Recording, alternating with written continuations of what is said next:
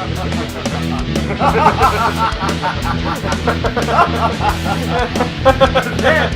then she said to me. so I did, because it was awkward. Welcome everybody to another Boo-Doo Coo. Dear me. I am three pugs stood on each other's shoulders wearing an overcoat. And I am tired of this shit. We came to talk shit and chew bubblegum. Yes. And we're all out of shit, so let's talk bubblegum. We've got some juicy fruit things to discuss this week, including, but not limited to, the new Injustice character roster that's been announced with a very big surprise edition. Yes. The League of Gentlemen returning, the Joker returning to his origins in a film. But the main attraction this week, we saw the Defenders, we're going to talk about it, and we saw the Dark Tower, and we wish we could forget about it. So, stick around, plus some Rick and Morty bollocks, as usual. That's right, Rick and or Morty's bollocks. One of Rick's, feel them with a blindfold. one of Morty's. Guess whose is whose? Feel the weight. Oh, jeez. So, let's get started, Matt. What the fuck's going on in Hollywood, son? Oh, God. So, as you've already mentioned... there is nothing after we die and we should just live the moment? Yeah, we've been there, done that. Yeah. But also... So someone has decided that it's a good idea to go back and retell the Joker's origin as a movie. Because the Joker was the real breakout star of the hit action movie Suicide Squad, and everybody wants more Jared Leto's tattooed grinning Joker. That's the thing that has been really popular with all the kids, so let's get Martin Scorsese to produce a prequel movie that tells you where the Joker comes from, which is literally the least interesting part of that character. And if that wasn't horrifying enough, they made things a little easier. They said, no, this won't be set in the DCEU. So my first reaction was, so what? No Jared Leto then? What? Okay. Wait, what? And then they said, yep, this is going to be the first of many films featuring DC characters that is not a part of the DC extended universe. So not only it is an origin story for the Joker... It's not even anything to do with the other movies. So it's a story that no one needs to know that has no consequence to the thing they're trying to sell us on. But they've said it's Martin Scorsese produced, and it's being written by the guy who wrote The Hangover 2 and 3, because, great references there for what could be done with the Joker. It's going to be a gangster movie. You ready for this? An origin of the Joker. A gangster movie set in the 1980s. So unless they're planning to just rescreen 1989's Batman in theatres, I'm not sure what the point of this movie existing is. I would get angry, but I've got a hot cup of coffee in my hands and I don't want to burn my crotch. You could get angry below the waist. I'm always angry below the waist. And just concave inwards. I've got some cream for that. Like the reverse. Like reverse erection, fine. Just turn into a cavern. Let's talk about something that might be worth watching. So we're going to talk about the Defenders in a little bit and what we think of that. But at the end of the Defenders, we got a neat little treat in the first proper trailer for the Punisher series, which we are getting this year. Yeah, a trailer for something that is so close. Yeah. That's the nicest surprise. Now, the trailer, especially the version released online, sort of ends with a graphic that doesn't reveal the date proper, but since they've confirmed that it will be before the end of this year. Which I think was the rumour anyway, that it was going to be around November time. Yeah, also I think it's been confirmed that it's not a mini-series. It's a 13-episode series. Which I have conflicting thoughts about, because... Which I suppose partly we'll get into. Yeah, but we'll get into that with Defenders. And I think we've already talked about it the way we talked about the MCU Netflix shows already. But yeah, I'm interested to see what they do with the character. And John Bernthal's got a really good performance in this trailer. Doesn't give you very much detail, but it shows a shit ton of set pieces in snippets. Violence. Lots of violence. Hey kids, do you like violence? Do you want to see me push 9-inch nails through each one of my eyelids? Violence a poppin'? Violence in this. Violence Plenty. Which I'm fine with because it's the Punisher. It's the freaking Punisher. The Punisher is not a noble character. He's a deranged psychopath. Yeah, if this paints him out to be some sort of misunderstood hero, then will not be happy. Well, I think Karen Page's role in the series is continuing there because Deborah Ann Wolfe is confirmed to be one of the main cast members. Yeah. So I think that's going to be continuing her arc with Frank Castle from Daredevil Series 2, where she is trying to basically stop him. She's trying to redirect his anger or stop his campaign completely. But at a certain point, So it might not be a misunderstood hero, but it might be more, look, you don't need to do this, and I'm going to prove to you you don't need to do this. The thing that gets me, though, is at a certain point, is he worth redeeming? Oh, God, no. No, the Punisher's ultimate redemption should be going to jail for the murders he's committed. And based on people who've died in his wake, some would argue the ultimate redemption would be him being put to death. No, it depends on your feelings on the death penalty, but yeah. Yeah. Well, it's sort of... They made very clear in Daredevil that he was only out to take out the corrupt people and the people who follow their lead. That's when you get to the moral grey area, because you're like, what if they're there... what if they don't want to be there and they've been forced into it, and you're just killing them and going, they're all the same!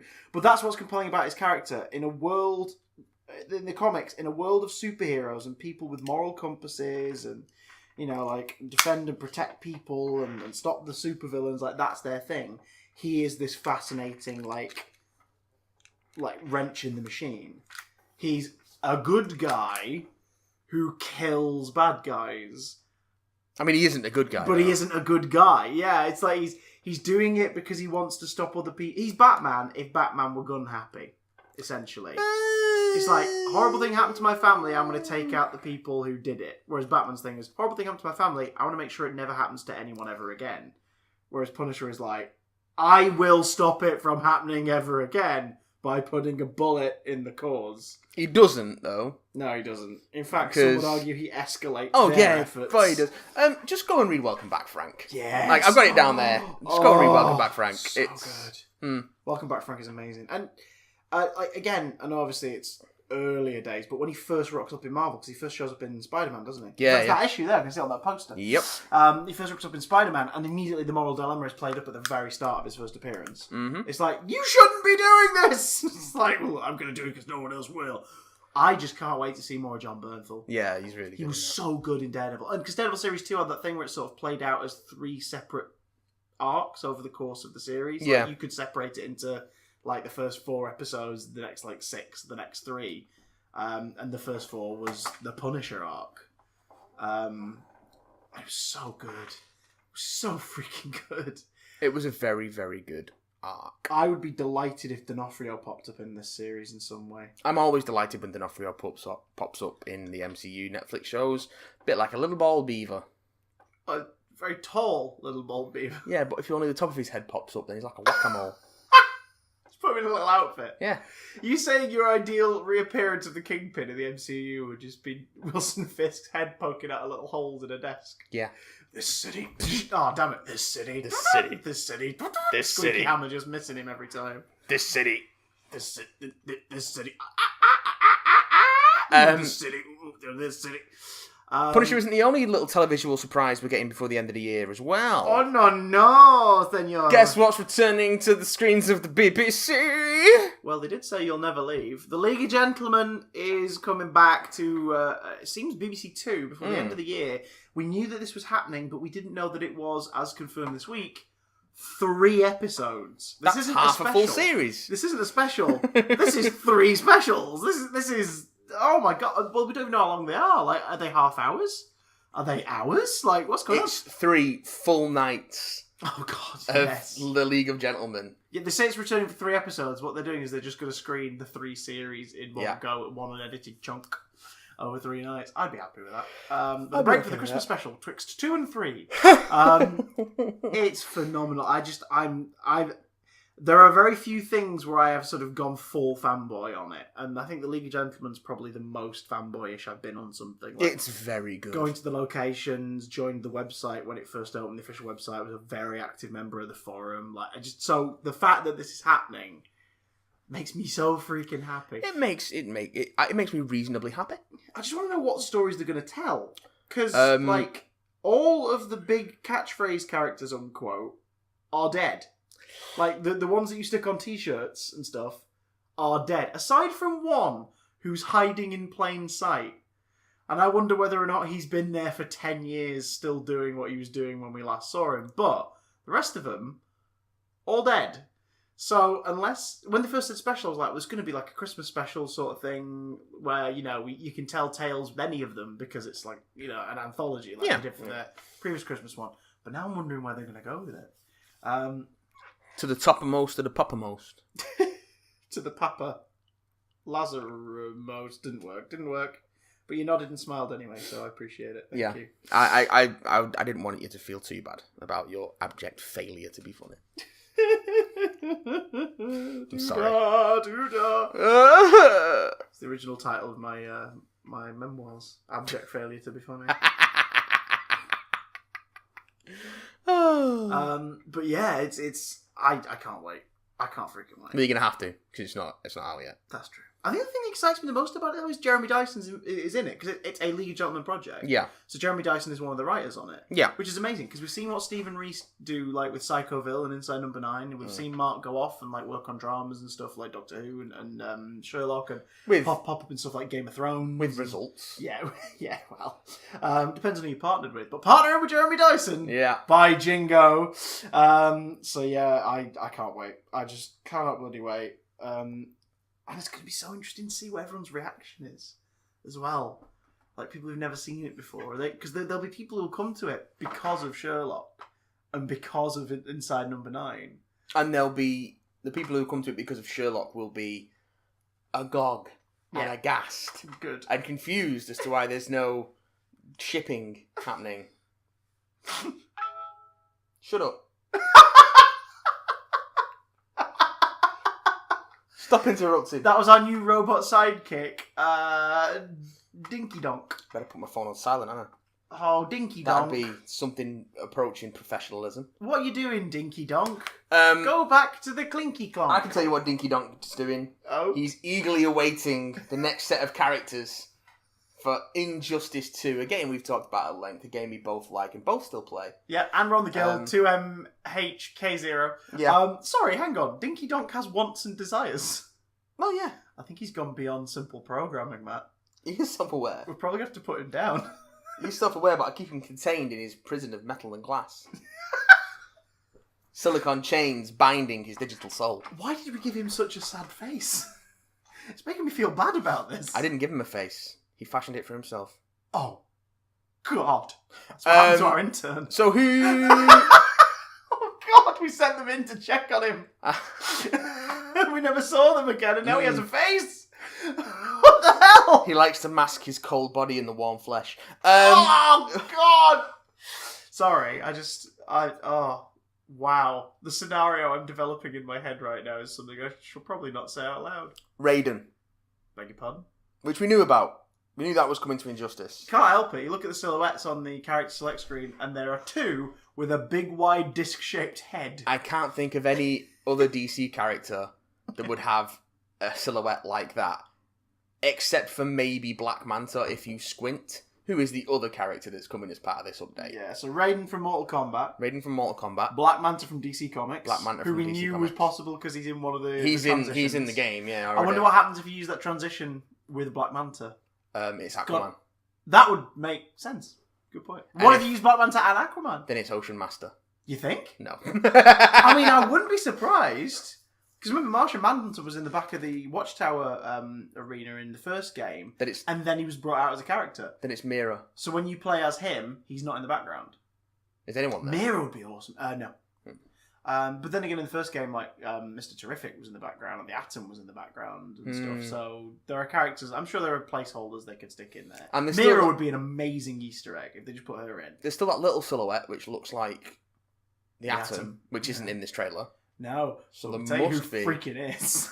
And is there a silhouette for this one? Because there is, but I'd have to look at the screen again to figure out which one it is. Yeah. Knowing now what we Well, know I'm going to now. be playing some Injustice 2 later today, so I'll have a look at that. Hellboy. I know. Not a DC Comics character, a Dark Horse Comics character. Yeah. original creation of Mike Mignola. Yeah. One of Dark Horse's few original IPs. They mostly have licensed stuff. And certainly their most known original IP. Oh yeah, hands down. Depicted in what looks like sort of a mix of the Injustice 2 style, but very close to Mike Mignola's look. Yeah, he's got a bit more padding, a bit more of a tactical. Got a bit more legs. Yeah, he's like Mike Mignola tends to give him sort of like scrawnier legs. Yeah, he's not sort of the. He's more traditionally humanoid as opposed to the sometimes sort of. He's got that hunched demon-esque style when Mike Mignola draws him sometimes. But he does have the skin, like the face is very much like that flat, sort of like rounded off surfaces. And the right hand of doom. Yes. And a cigarette, which annoyed Lou, 'cause she's a big Hellboy fan. She was like, should be a cigar. I don't know. My first question is... It's a great announcement trailer. It's a great announcement really cool and it's a real surprise. And they managed to keep it quiet, yeah, which doesn't happen very often. So I'm surprised at that. Red Hood and Sub-Zero get their asses kicked by someone with electric powers, and then Raiden walks in. You're like, oh shit! And then Black Manta fires missiles at Raiden, and he dodges out of the way. Hellboy catches one, lights his cigarette with the tail end of it, and then releases it. It's like, okay, it's pretty good. I'm down. My first question is, yes. Are we going to get a premium skin for him to make him either Etrigan or Blue Devil? Oh, shit! I hadn't even thought of that! Oh my god. I hope. Because then... Now you've said it, I hope. We'd either have Etrigan, who's you know, a Jack Kirby character and has been a thing for a while, or we'll have Blue Devil, who might be one of the most obscure DC characters. But you could definitely... Oh, wow. Oh my god, I hadn't even thought about that. Because there's no sign so far of the DLC characters having the what are they called? So I guess premium skins or something. Premium skins, I don't know what they are. But if you're gonna start, what a good place to start. They're expensive though, those premium skins. I still haven't bought any of them because source crystals are hard to come by. Yeah, my first purchase, I got a bunch of source crystals. I think it's because I got the deluxe edition. I got some, and I think I might have. Reverse Flash? No, you get him anyway. Oh yeah, the ones you get, the ones you get with the Reverse Flash, Power Girl, and John Stewart Green Lantern. Yeah, not to be confused with John Stewart, the journalist and comedian. The ones you've got to unlock are which would be amazing. Is what it's Grid for Cyborg. Grid for Cyborg. Oh, you get him. No rush to do. No, you get him when you link it to the mobile game. Really? Yeah. If you link it to the mobile game, I can't because my iPad is literally one software thingy behind, and it won't accept the next one. I'm sorry about that. I'm gonna kill things. I'm gonna smack a bit. I'm gonna smack a bitch. Right because I'm in such a rush to play as Grid. I tell you, have to pay for Mr. Freeze. Yeah, I got Mr. Freeze. I've got Bizarro. For Superman. Yeah, he's a good one, and Vixen for Cheetah. Oh yeah, of course. I forgot that one. She's a nice one. The only thing I got them because I think you can get a source crystal boost of like 6,000, 7,000 source crystals for it's like £1.79. So I splashed out on one because I was like, come on, I want to play as some of the other versions. Let's see. But I'm not in a rush to play as Grid. But if they suddenly went Hellboy could be Etrigan, I'd be like, yes, please, on the condition that his power then just becomes Clarion the Witch Boy walking into frame, stroking a cat and going, I'm Clarion the Witch Boy! And the other character goes, the fuck? And then they just lose health out of complete bafflement. Clarion the Witch Boy. Yeah, my problem with the enhanced costumes is that the gear doesn't apply to them. Oh no, that's why I don't use them. Visually. I mean visually, yeah. So it kind of robs some of the sort of the interest of it for me. I see what you mean. I've sort of catered them in, like, my Supergirl is... I've maxed out my Supergirl, and she's... her defense and her health are the thing I've prioritised with my gear. Yeah. Power Girl is my second Supergirl slot, and I've maxed out the attack and the abilities. Okay. So I sort of use it as an alternate based on the fight I want to do. I've not really played with multiple slots yet because no one's at level 20 and no one's... Dirty bastard. Yeah, I've still not finished story mode. I did a chunk of it last week. It is a beautiful thing. I did the first 2 Brainiac fights. So you knew the end? Yeah. It took me forever to beat him as Batman. Yeah, oh Jesus! couldn't- What? It's because you get a bunch of hits in, you're doing really well, and then he starts using the ship, Yeah, and it knocks And off a it's- third of your it's- health each time. it's incredibly frustrating. It took me, I think, 4 goes on the first one with Batman to get him, and even then, it was sort of just pure luck in that last one. It was pure freaking luck. I managed to just like get enough stuff in at the right time.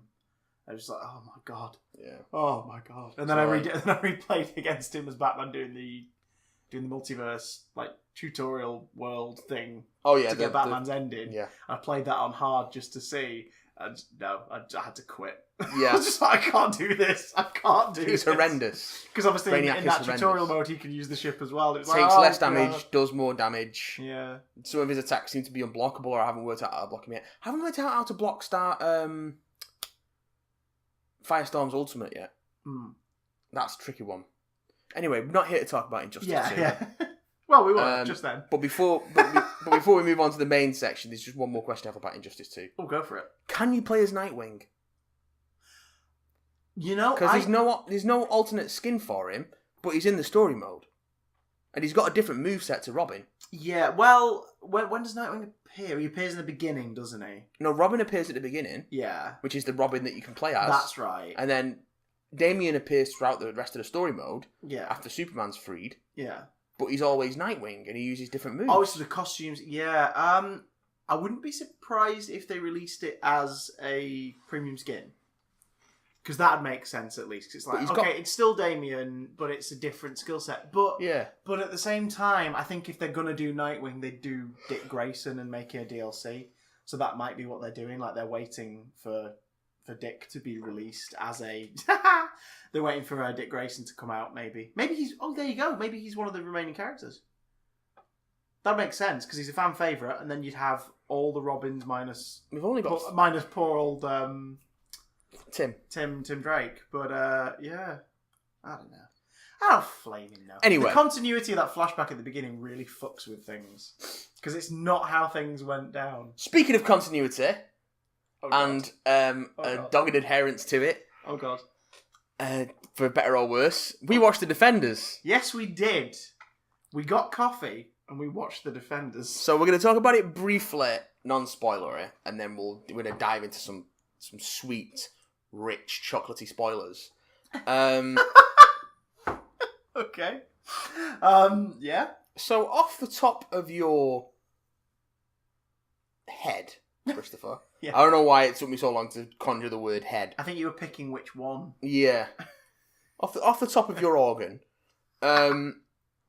what did you think of the 8-episode Netflix team-up mini-series, Marvel's The Defenders, starring Marvel's Luke Cage, Marvel's Jessica Jones, Marvel's Daredevil, and Marvel's Iron Fist? If I were to sum it up into a noise, for example? Yeah. It would probably be... Yeah. Like, not bad, but not amazing. How about yourself? It's alright. Yeah, it's fine. It's worth a watch. I do feel a little disappointed. I feel like it could have been a bigger deal. Yeah. And we'll get into the reasons why as we talk about it, but it's fine. Yeah. I think you could quite happily watch episode 1, 2, 3, and 4, and then just skip to 8. I think you could do that and still get the most out of it. Maybe. But you know, if you're gonna watch 5, you may as well watch all 8. Did you feel as if you were coming in underprepared? Oh, thank God. Without watching? Glad you finished that sentence. Without watching Iron Fist. Yeah, because this was our experiment, wasn't it? Yeah. It's like you watched Iron Fist, I didn't bother because it's gash.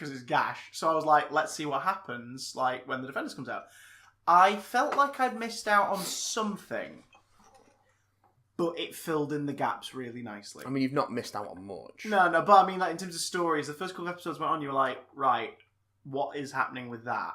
And has the Hand story, for example, advanced much more since I last saw them in Daredevil Season 2?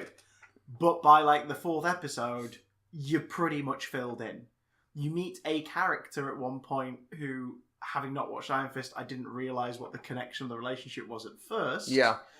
but then they explain it, and you go, okay, fair enough. Having not watched Iron Fist didn't affect it, and as such, I didn't hate Iron Fist. Now, don't get me wrong, I didn't like him either, but I didn't hate him. Maybe it was because the show had a slant already toward taking the piss out of him and his story. Which one wonders how much of that was intentional. Well, I think it might have existed before the fan backlash from his show. Yeah, because this was being shot like immediately after Iron Fist. Yeah, and two of the characters in it are already kind of like, wait, what? When it comes to the mystical stuff. So he would obviously be the one they take the piss out of. Because Daredevil's not going to be walking around going, yes, there's the hand, and they bring people back to life. And there's like Iron Fist. Especially not in that voice. Hello, I'm the Daredevil. I'm the devil. The devil of all. I didn't hate him. Did you feel he was an improvement in this show? Yes. Did you feel that Colleen Wing was done justice in this? Because she's something that people said was great from Iron Fist. No. Yeah, I think she started out kind of cool in this, but I'll say, as someone who only knows that she's great from what everyone's told me about Iron Fist, I came out of this going, well, they could have let her be great in this. Like, it would have been nice to let her do some... She didn't get anywhere near as much to do in this as she did in Iron Fist. Yeah, I mean, she did very briefly team up with Misty Knight, and there is the implication they're going to be working together going forward. Yeah. So, out of this we hopefully might have the birth of Heroes for Hire, which would be great. I've been wanting that since the start. Oh my god, could you imagine? Right, I know they're doing Luke Cage Series 2 and Iron Fist Series 2. I would happily have Luke Cage Series 2 and then no Iron Fist Season 2, but instead of Iron Fist Season 2, a Luke Cage, Iron Fist, Colleen Wing and Misty Knight show called Heroes for Hire. Heroes for Hire. That would be amazing. I would love because that's what this incarnation of the Defenders basically is. It's Heroes for Hire plus Daredevil. Yeah. Oh god, yeah, that's a great description.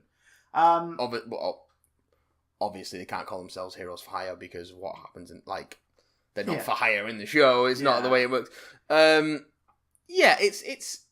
Although considering the position everyone's in at the end of the series, aside from maybe Jessica and Luke, they might have to be a little bit more secretive with their lives going forwards. Yeah. And as such, maybe just becoming a private task force for services might be a good idea, because then, who knows? I don't know. Let's get into some brief non-spoiler thoughts on the plot. What do you think of the plot?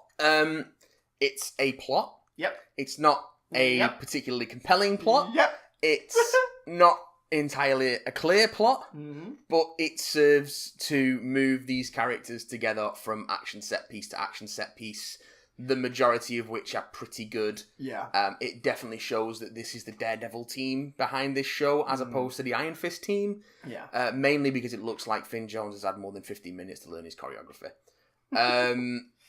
Yeah, I mean, let's not give the fights complete praise, because some of them are underlit and some of them are sort of Jessica Jones should be able to throw members of the Hand through walls, and yet there are several shots of her just sort of blocking and punching a bit and grappling. You're like, I want to see her lob two of these guys across a room. I think that's which more you get to do a with bit it, of. But... I think that's more to do with her being undertrained as opposed to. Yeah. Oh no, but even so, the Hand being as overskilled as they are, if she grabbed one of them by the scruff of the neck and just chucked her arm outwards, they're gonna fly. Yeah. But they do sort of a good job of establishing whose power sets match who's here and who's got more power in this way and stuff. So they do some interesting pair-ups as well. Yeah. So Luke is clearly sort of made out to. He is the wrecking ball of the group in that he's the strongest. At any one time, the strongest they and the make most a point of the durable. Strongest is, They make the strongest is Iron Fist when he uses the Iron Fist, but that's not going to happen all the time because apparently they can't afford it because he never seems to. But we'll get that into that in spoilers. It's so odd, but Luke is clearly sort of the strongest, whereas Jessica is definitely the most powerful. Because she's almost as strong as Luke, but she has no fucks to give. It doesn't. Yeah, she has no fuck. Whereas Luke sort of is kind of. He's not I'm a superhero. He's not like that, but he's clearly trying to do the right thing. Whereas Jessica's like, I'll do the right thing, but I'll punch a motherfucker if they're in the way. In the comics as well, it seems, and in this show, I still don't feel like we've seen the upper limits of Jessica's strengths. She's never really tested herself. Yeah. So we don't know how strong she actually is. The most glimpse we really get is in her first series, in like the first couple episodes, when she leaps up to that apartment, and you get that whole thing of, oh, she can leap really fucking high. Yeah. Like, she's got the super strength to do that, which I guess is in the comics, this version's like take on her flying. Yeah, she can fly in the comics. Yeah. She can Superman. She can't leap tall buildings in a single bound. She can't land for shit. Yeah, oh yeah. But she can fly. Yeah, pretty much. Daredevil's definitely the expert. Like, Daredevil's the one who's got his shit together completely. Like, he can take on the Hand like it was eating breakfast. Well, in terms of being a fighter, he's got his shit together completely. Yeah. But we'll get into the rest of it when we go spoilers. Anything else you want to add before we get deep into those spoilers? Yeah, Sigourney Weaver. Really cool addition to the cast. Sigourney Weaver. Interesting take on a villain. Not sure if it was worth her time by the end of it, considering the power that actor can bring to roles she plays. I think it's a good way to establish a character with gravitas and threat is to cast someone like Sigourney Weaver without. Yeah. Then she is the kind of actress who can bring that presence to an underwritten part, perhaps. Yeah, and I think that was the greatest strength in her casting, but it also felt like she was wasted a bit in this series. I don't know. I think considering the Netflix show has excelled at villains up until Iron Fist, it's sort of like, oh, is this the thing now? Are the villains going to be a bit kind of weak sauce going forward? It seems that the Netflix shows are starting to level out in quality, because this is a definite improvement over Iron Fist. But I wouldn't say it's as good as either Daredevil, Jessica Jones, or Luke Cage. No, it's not as good as any of those, really. It's better than some of the weaker moments in Season 2 of Daredevil. Yeah. But a lot of those weaker moments in Season 2 of Daredevil are dealing with the Hand stuff, which then comes to play in this. And hopefully comes to play for at least, for the foreseeable future, the final time. Yeah. We have our fingers on our hands crossed for that one. Let's get into some spoiler territory. Let's dig deep. Let's dig deep like a giant hole under a building. If you don't want to get spoiled for the Defenders, skip ahead to the time code in the show notes. It's only 8 episodes. Go give it a watch if you've got Netflix. It's not going to take you long. By Jiminy! Yeah, and it's pretty good. So the big old plot hole. The big old plot was literally a plot hole. Was actually they did something with it now. They went, oh, do you remember that moment in Daredevil that was a cliffhanger? And we all went, what? And then we never did anything with it. Well, we're going to explain it now. Yeah, it's a literal plot hole. It is a literal plot hole, which I think was which what we kind of thought anyway we were going to do. Like, that's clearly set up for the Defenders. Well, Series 2 of Daredevil ends with the Hand getting hold of Elektra's body. Yeah. And you're like, they're obviously going to resurrect. Like, we see the sarcophagi that Nobu came out of and everything. Like, we're going to see that.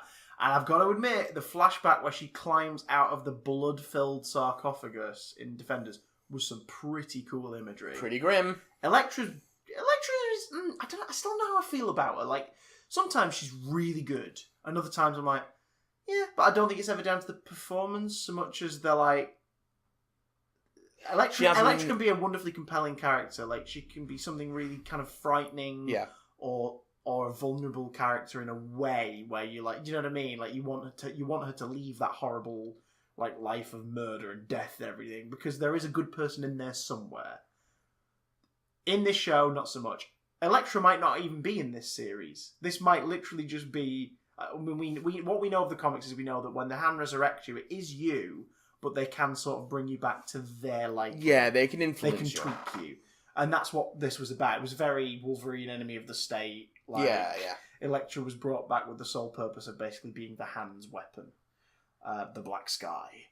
But then she... Which we still don't know what that means. No, well, I think the reason we don't know what it means is because you think, oh, so this series is the Hand leveling New York League of Shadows style, right? And they're going to use Elektra as their primary weapon. Okay. And then by the end of the series, it's, no, actually what they're going to do is they're going to get some dragon bones to keep themselves alive longer, and there might be another earthquake because of it. And the implication seems to be that there we go. When they've excavated the whole skeleton, yeah, because it's so big, yeah, it will be Like a section of New York, at least. Yeah, will... it'll just crumble in because the ground will be so unstable, and it's implied that that's what's happened before. Yeah, to other cities. But that took away their menace to me, because it meant that they were more flippant about the destruction of civilizations. Yeah, because it was it's just a result of us digging up dragon bones, mate. But the series starts with them being like, it's just a city. You'll get used to watching them fall. And it was like, oh my god, the hand are gonna because they say like Pompeii and you're like, oh my god, like they have a hand in wiping stuff out from time to time. I think it's an attempt at sort of. It just made them seem really sort of pointless. It's an attempt at making them sort of amoral, I suppose, or operating on a different moral plane, but it doesn't quite land. But it's like all the murder and mayhem and ninjas, and it's simply because 4 people want to live a bit longer. Yeah. And it's like, okay, that is something menacing. Oh yeah, there is something menacing about that, but they don't really. It's almost played like because when Elektra, because again, spoilers. This is the spoiler section. When Alexandra is killed off in episode 6, it does shock you as a moment. You go, wait, what? Sigourney Weaver's just been, what the hell? And Elektra's suddenly like, I'm talking complete sentences now. Because guess what? I've been like this all the whole time. I've just been listening. I've not just been your lapdog. I've been learning. But she has no motivation to do any of that. Yeah, she has no motivation to do it. And then she's like, yeah, we'll go ahead with it. But she doesn't even talk about wanting to be immortal. Or like, yes, I'll let a city get destroyed. It's like, what is the point of it? Like, she doesn't say she wants to take... She says, I am the hand.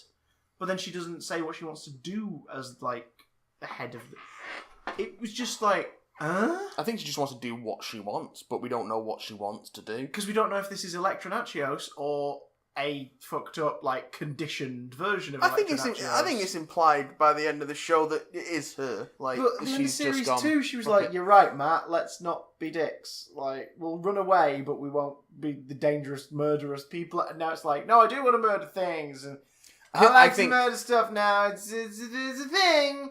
I'm a kid. Like, the whole end fight with her and Matt fell a little flat to me simply because I was like, I don't understand what you want from this. No. I don't get what you want from that. And I don't get why Matt thinks he can, quote-unquote, redeem you.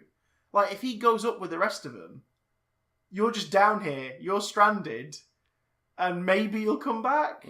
Maybe you won't. Maybe you're immortal now, whatever. Like, it doesn't, like, it give her time to cool the frick off and then come find him. Do you know what I mean? Like, whereas instead it was like, no, I've got to try and bring her back. Why? Why? Why? She just wants to kill you for reasons now. But she also doesn't want to kill you. But what? And the ending felt really flat to me. When, Daredevil's dead.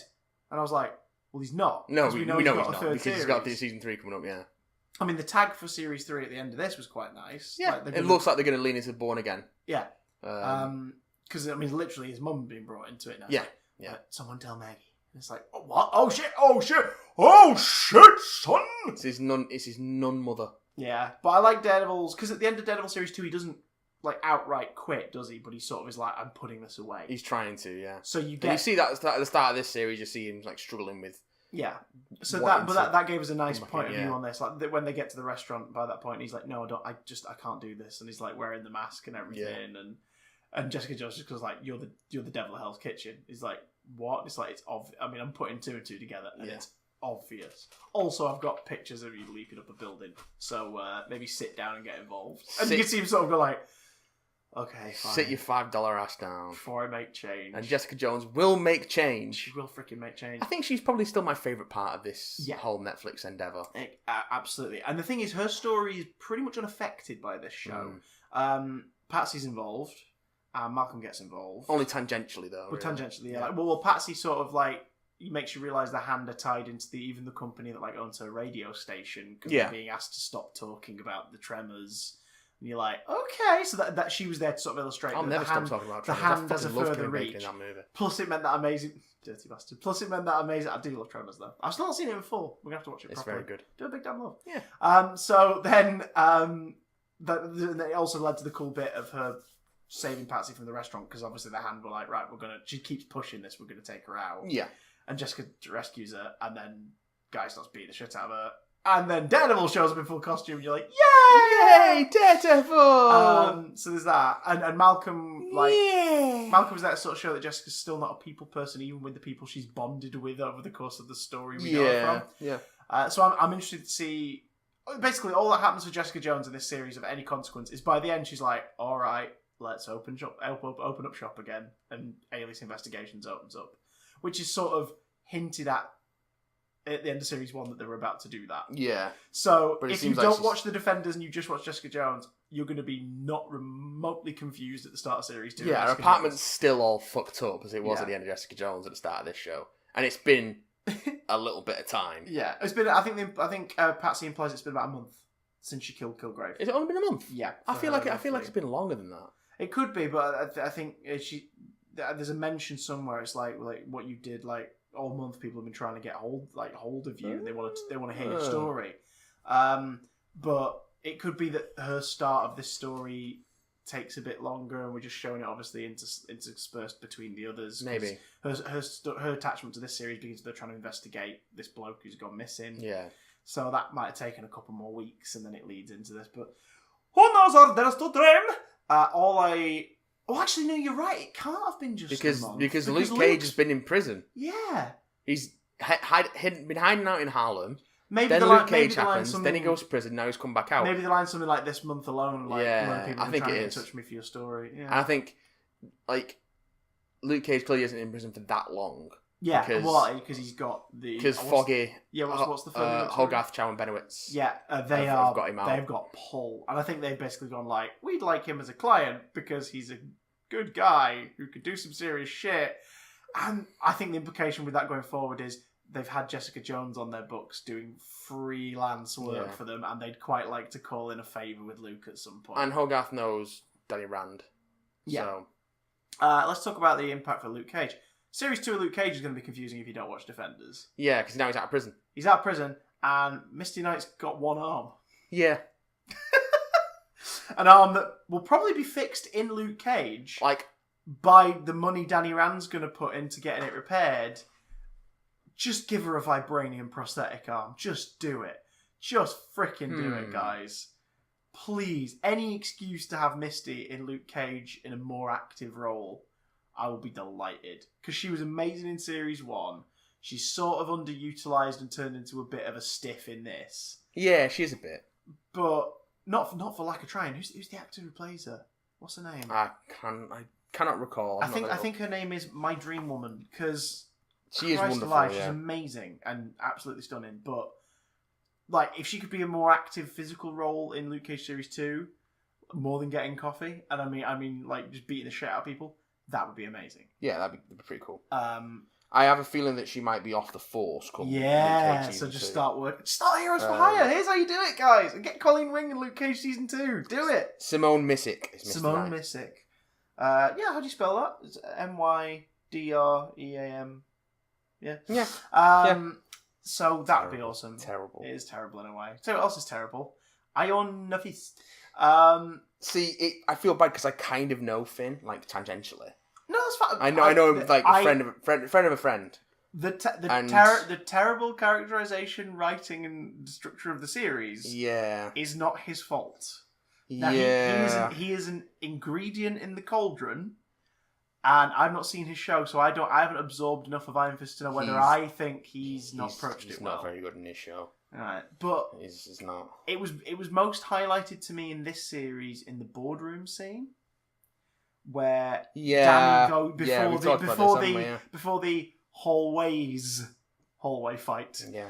Because what do you do when you have a team up series that each character has had an epic fight in a hallway? You do a fight set in several hallways all at once. Yes.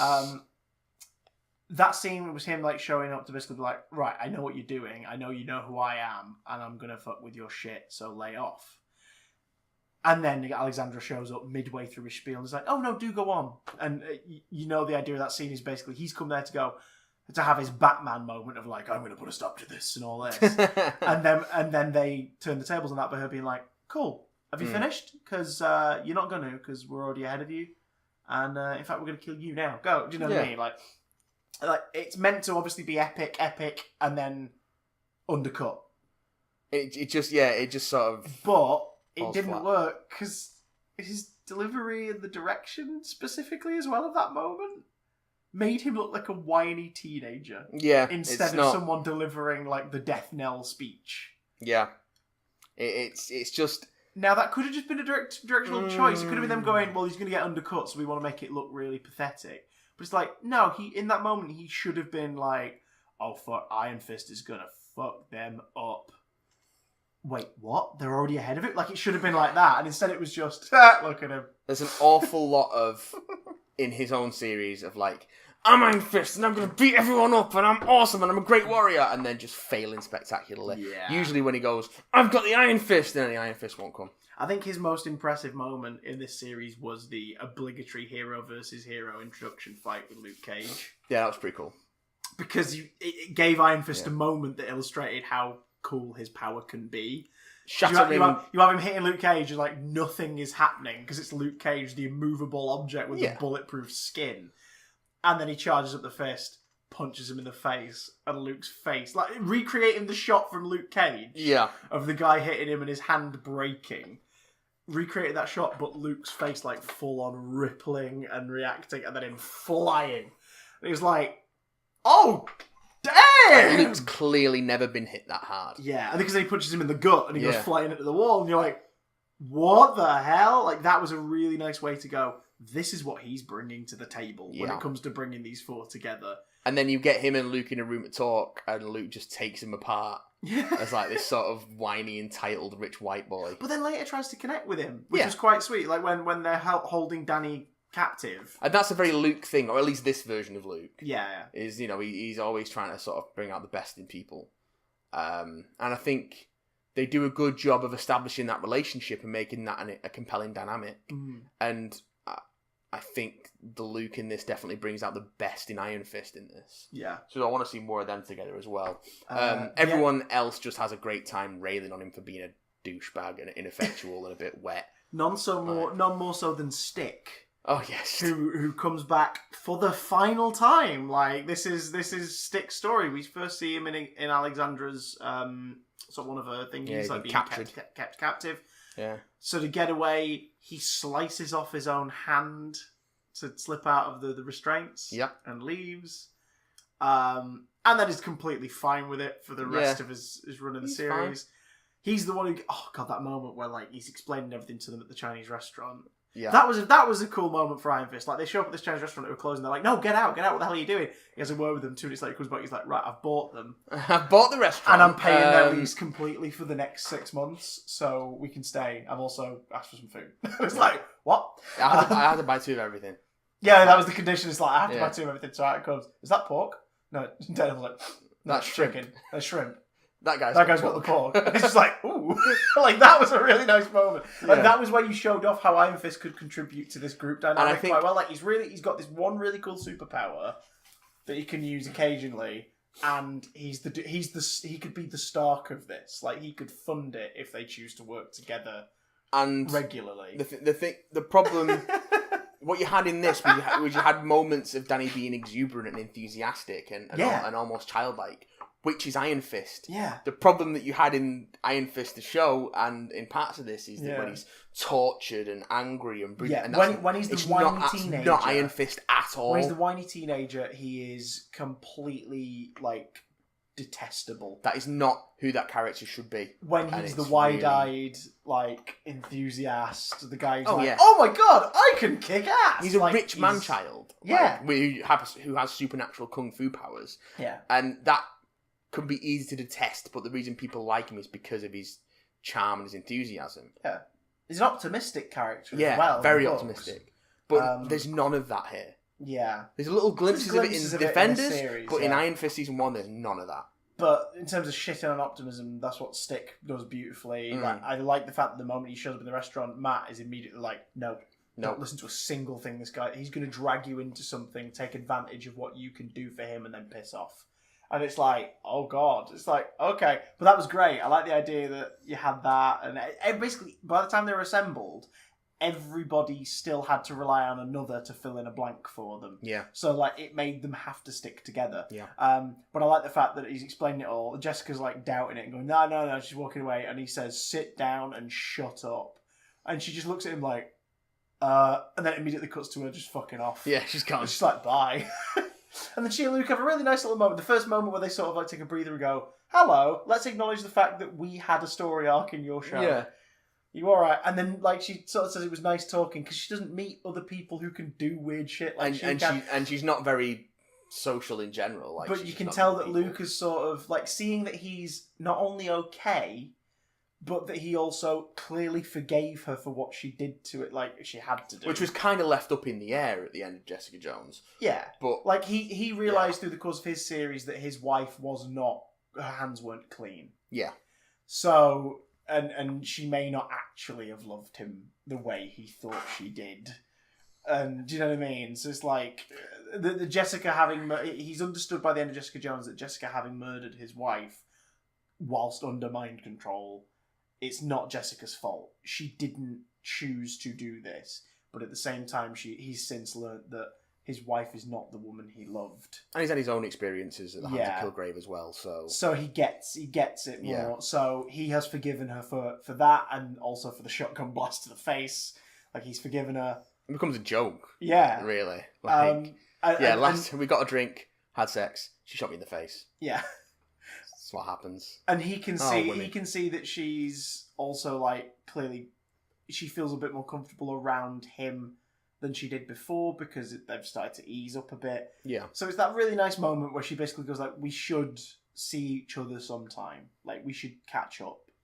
And it's like, yay, she's opening up. And then she says, like, we could get coffee. Obviously having no idea what that meant in his show. Yeah. And he sort of gives her this look of like, And like, you get to see exactly what that means to him when he first gets out of prison and with meets Claire. with Claire again. Jesus wept. Yeah. Oof. Yeah.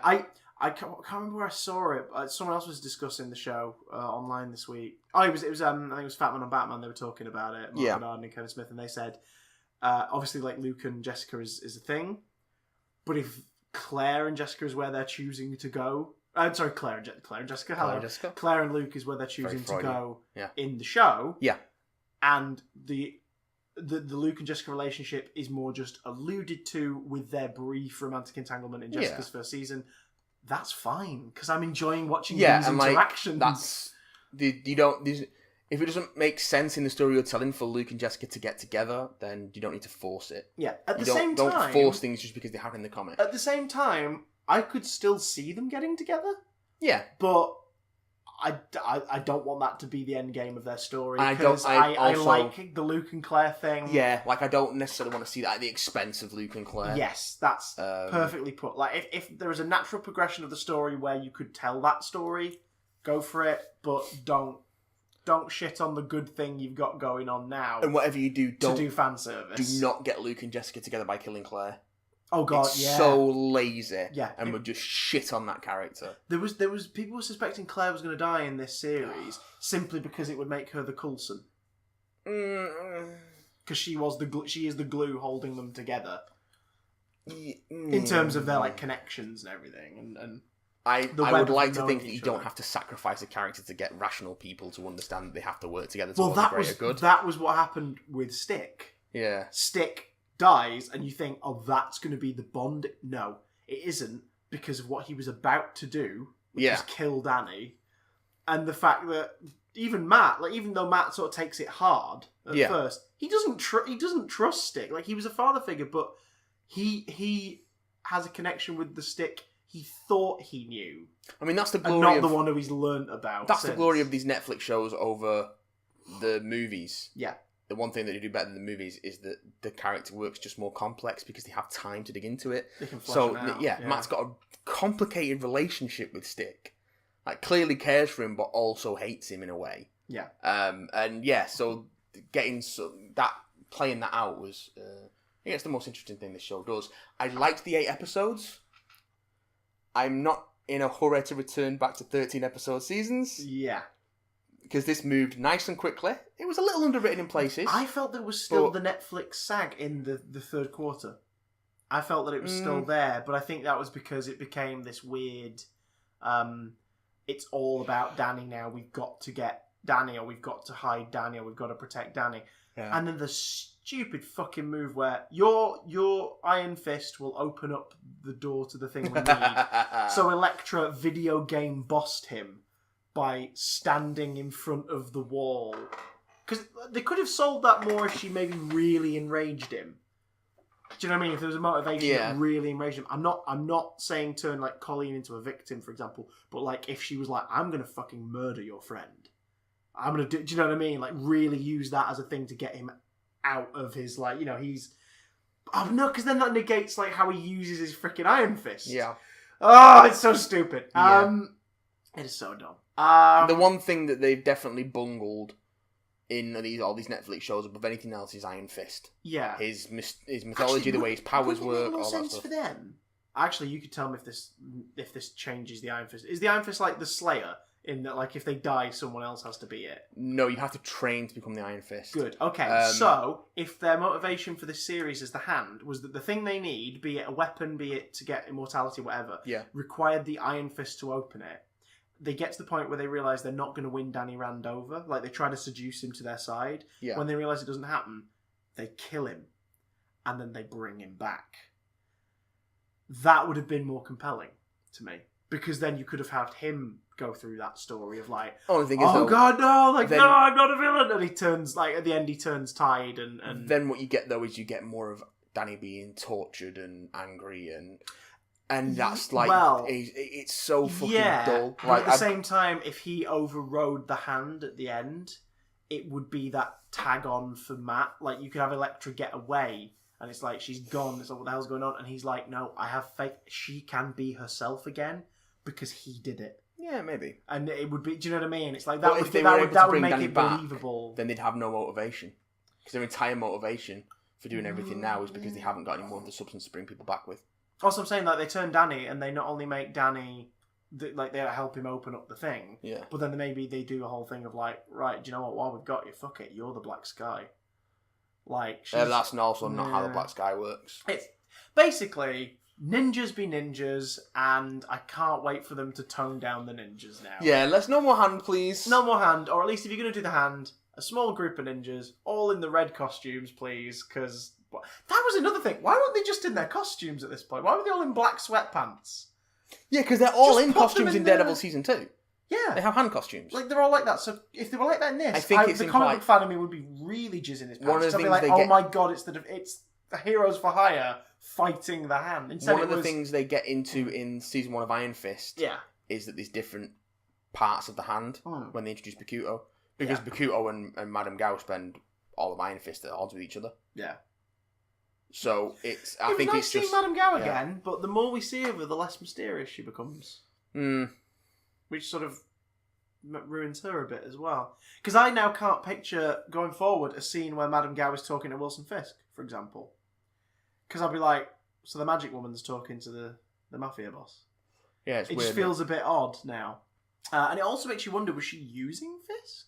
Because I think she genuinely likes Wilson. Like she sympathizes with him. She understands it's a business relationship, but she definitely she sees a kindred spirit in Madame Gao has become way more human the more they've used her.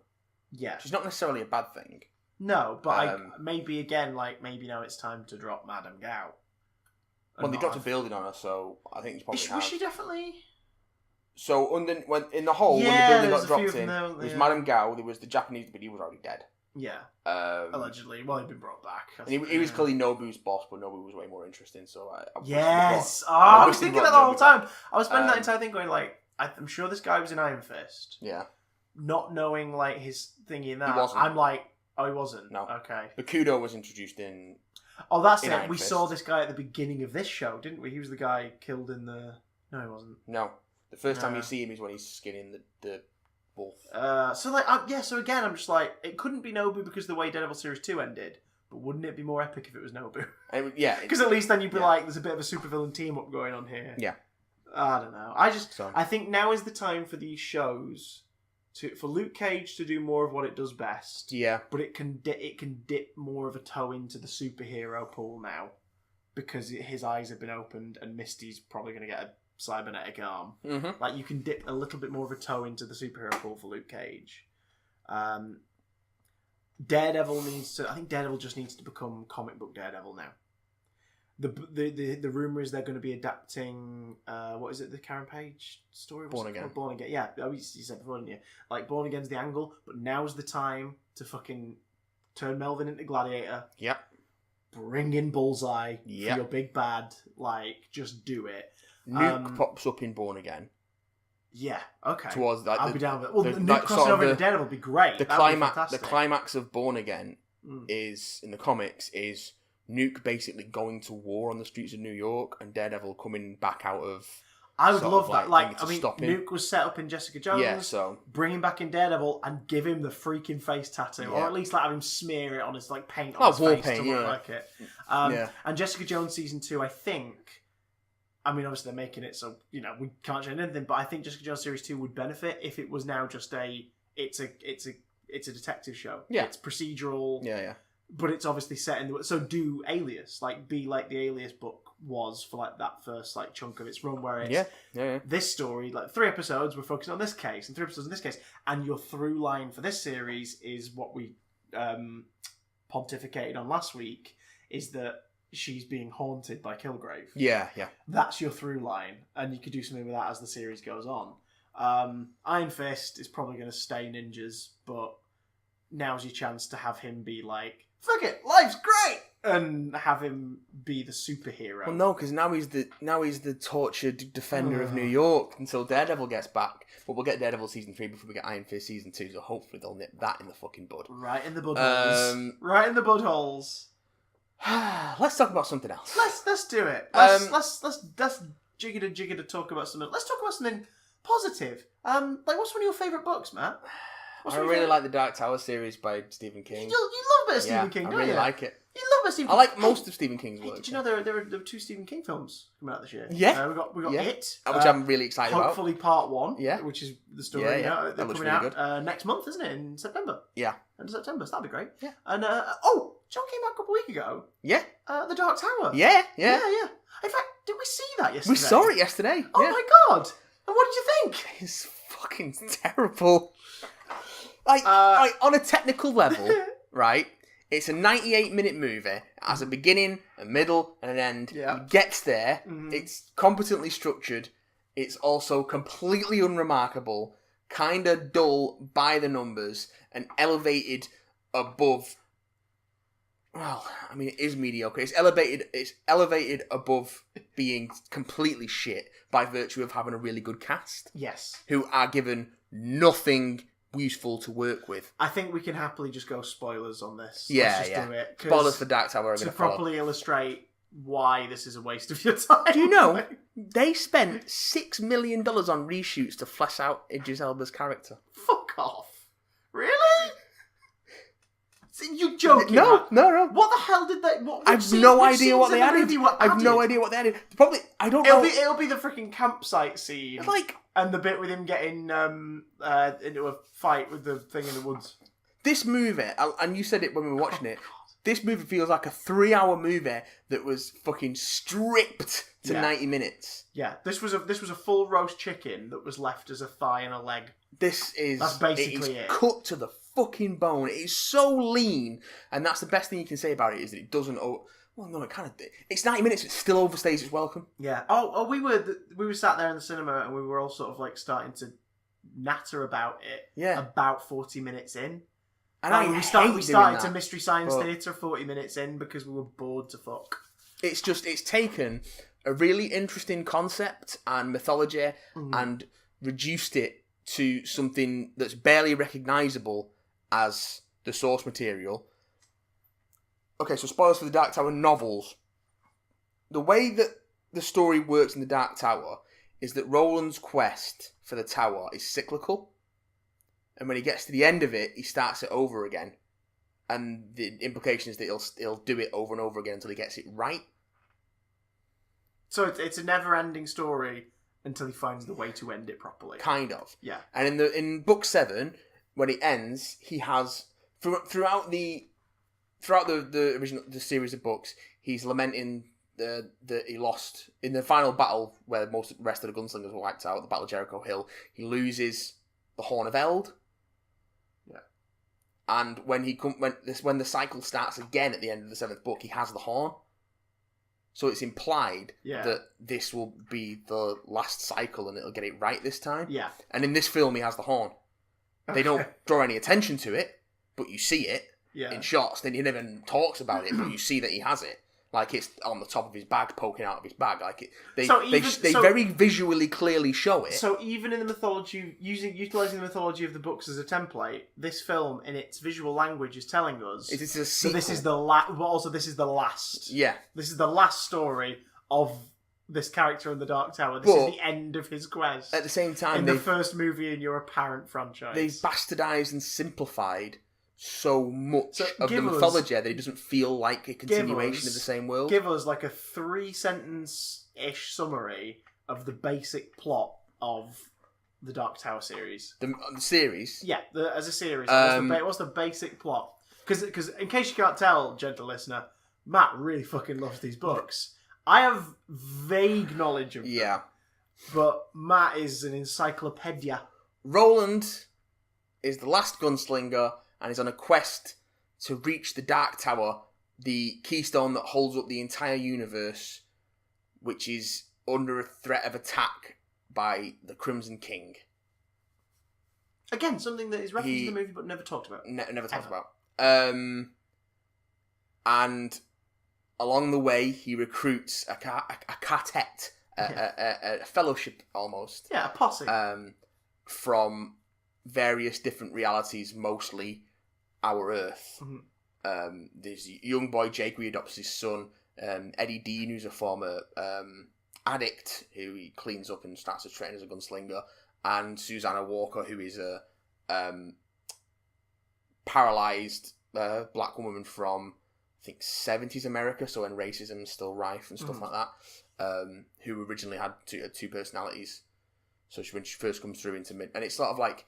It's fantasy meets Western, meets sci-fi, meets horror. It's a big mishmash. It explores alternate universes, so it also brings other parts of Stephen King's work into a big shared multiverse. And it's a big epic quest series to get to the Dark Tower. Cowboy Knight gets a posse. Tries to save the universe and fight evil. Yeah. It's sort of that's like the blanket. Yeah. Like, and I think that's all Sony knew by the sounds of it when they said, make this. They went, it's a guy with guns who saves the world. Do it. And it's like, okay. Like, there's clearly, there's some work gone into the mythology and... But there's clearly a love for the material in the film. In the production of it. Be it in the sets, in the sets, costumes, the background details, stuff like that. But in the actual Easter script... eggs to a degree when they're not distracting.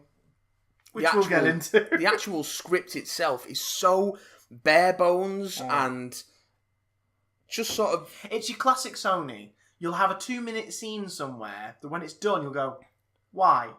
Because it didn't progress the plot or any character development or wasn't even a cool set piece that you could at least go, oh, that was a cool moment. Like, it doesn't offer you that. It's little things like the way they explain what the tower is. Yeah. Which is wrong. Like, the way he explains the tower is he draws the tower. I felt your head loll in the seat next to me when they started it. You just went, ugh. The tower is the axle at the centre of a wheel. So you got the wheel going on and you got those spokes that all go to the tower. What happens in this movie is that the man in black, Walter, is attacking the tower directly. Because apparently the tower emanates energy that safeguards the rest of the universe. That's not what it is. It's not what the tower... The tower is... You're telling me it's not a MacGuffin? It's not a MacGuffin. Okay. The tower is the universe. Yeah. It and different levels of the tower are different universes. Which they never mentioned. Which they never mentioned. They mention there's different universes. Yeah. Because he goes to Keystone Earth. But they're never clear about whether it's a different planet, because it's got a different sky, or if it's a different version of Earth. They never really get into that. They just call our Earth Keystone Earth, and that's it. Then what the tower actually is. The tower is the universe, and it's held up by the beams, which are the spokes of the wheel that you draw it in, and you see them. Like, when you see the tower, you see the beams coming from it. What the Crimson King is trying to do... I'm doing beam actions. He's doing beam actions. It's quite remarkable. What the Crimson King is trying to do is destroy the beams to pull the tower down. Yeah. And the reason that the different universes have become more dilapidated and the world has moved on, as people say in the book, things have got worse, wars, disease, famine, holocausts, all that stuff, is as the beams have been broken, because some of the beams have already been broken, the universe is becoming less stable and more broken. Yeah. And that's kind of how people are able to move from one universe into another. And there is some of the sci-fi stuff, like with the technology you see in this movie. There is elements of that in the book, but they've used it to shortcut things like in the books, there's more of a mystical side to it. And there's demons and magical portals and things like that. They hinted it in this with like one of the portals in that small village and stuff is safeguarded, and one of the people who knows about it is a seer. So they sort of go into like they lean very heavily on, and the Man in Black, they describe him as a sorcerer, and they lean very heavily on The Shining as a. I read on this yesterday. There are characters in the Dark Tower series that have like the psychic ability, but it's not referred to. It's not referred to as the Shine. Shine. It's called something else, isn't it? Yeah. But in this movie, the first time they say it, it's like, oh, okay. They're implying that because they say like different people possess the Shine, but then they keep saying it, and they just say it over and over and over again. It's so heavy-handed. Can we quickly dive into the distracting Easter eggs? There was I had a look at an article when I got home. Yeah. Just to see how many there were and how many we'd noticed. There are subtle Easter eggs. There are There's a woman walking a dog briefly in a shot when Jake's like looking around, and it's a big fucking Cujo-esque dog. There's a car on the floor in his bedroom, whatever, and it's the toy car's Christine. Yeah. So like there's little nods like that where you're like, okay, there's a framed photograph when the earthquake happens at the beginning of the tremor, and you see in his therapist's office, like books moving around. There's a framed photo you see jiggle for a second, and it's the Overlook. Yeah. So it's like, okay, like those Easter eggs are fair enough. There's a furniture shop you see towards the end of the movie. Yeah. Which is from the books. Okay. There's rose graffiti, which is a nod to the rose in the feet. There's a rose in a vacant lot in a field in the books, which is under threat, which is implied to be a form of the tower. Yeah. So they have to protect this single rose. Yeah. That's in our world. So nods like that are subtle because they're ones that if you're a fan, you go, oh, cool. There's another what was it? There's one I'm thinking of that my brain's melted. Apparently, the message the man in Black leaves on Jake's bedroom wall is a reference to a recent King book. Possibly not one I'm familiar with. The smiley face is apparently a direct reference. I think that's from Mr. Mercedes. Yeah, maybe, which I've not read, but apparently the series adaptation, which has just started, is apparently very, very good. Okay. So there's these sort of nods. Yeah.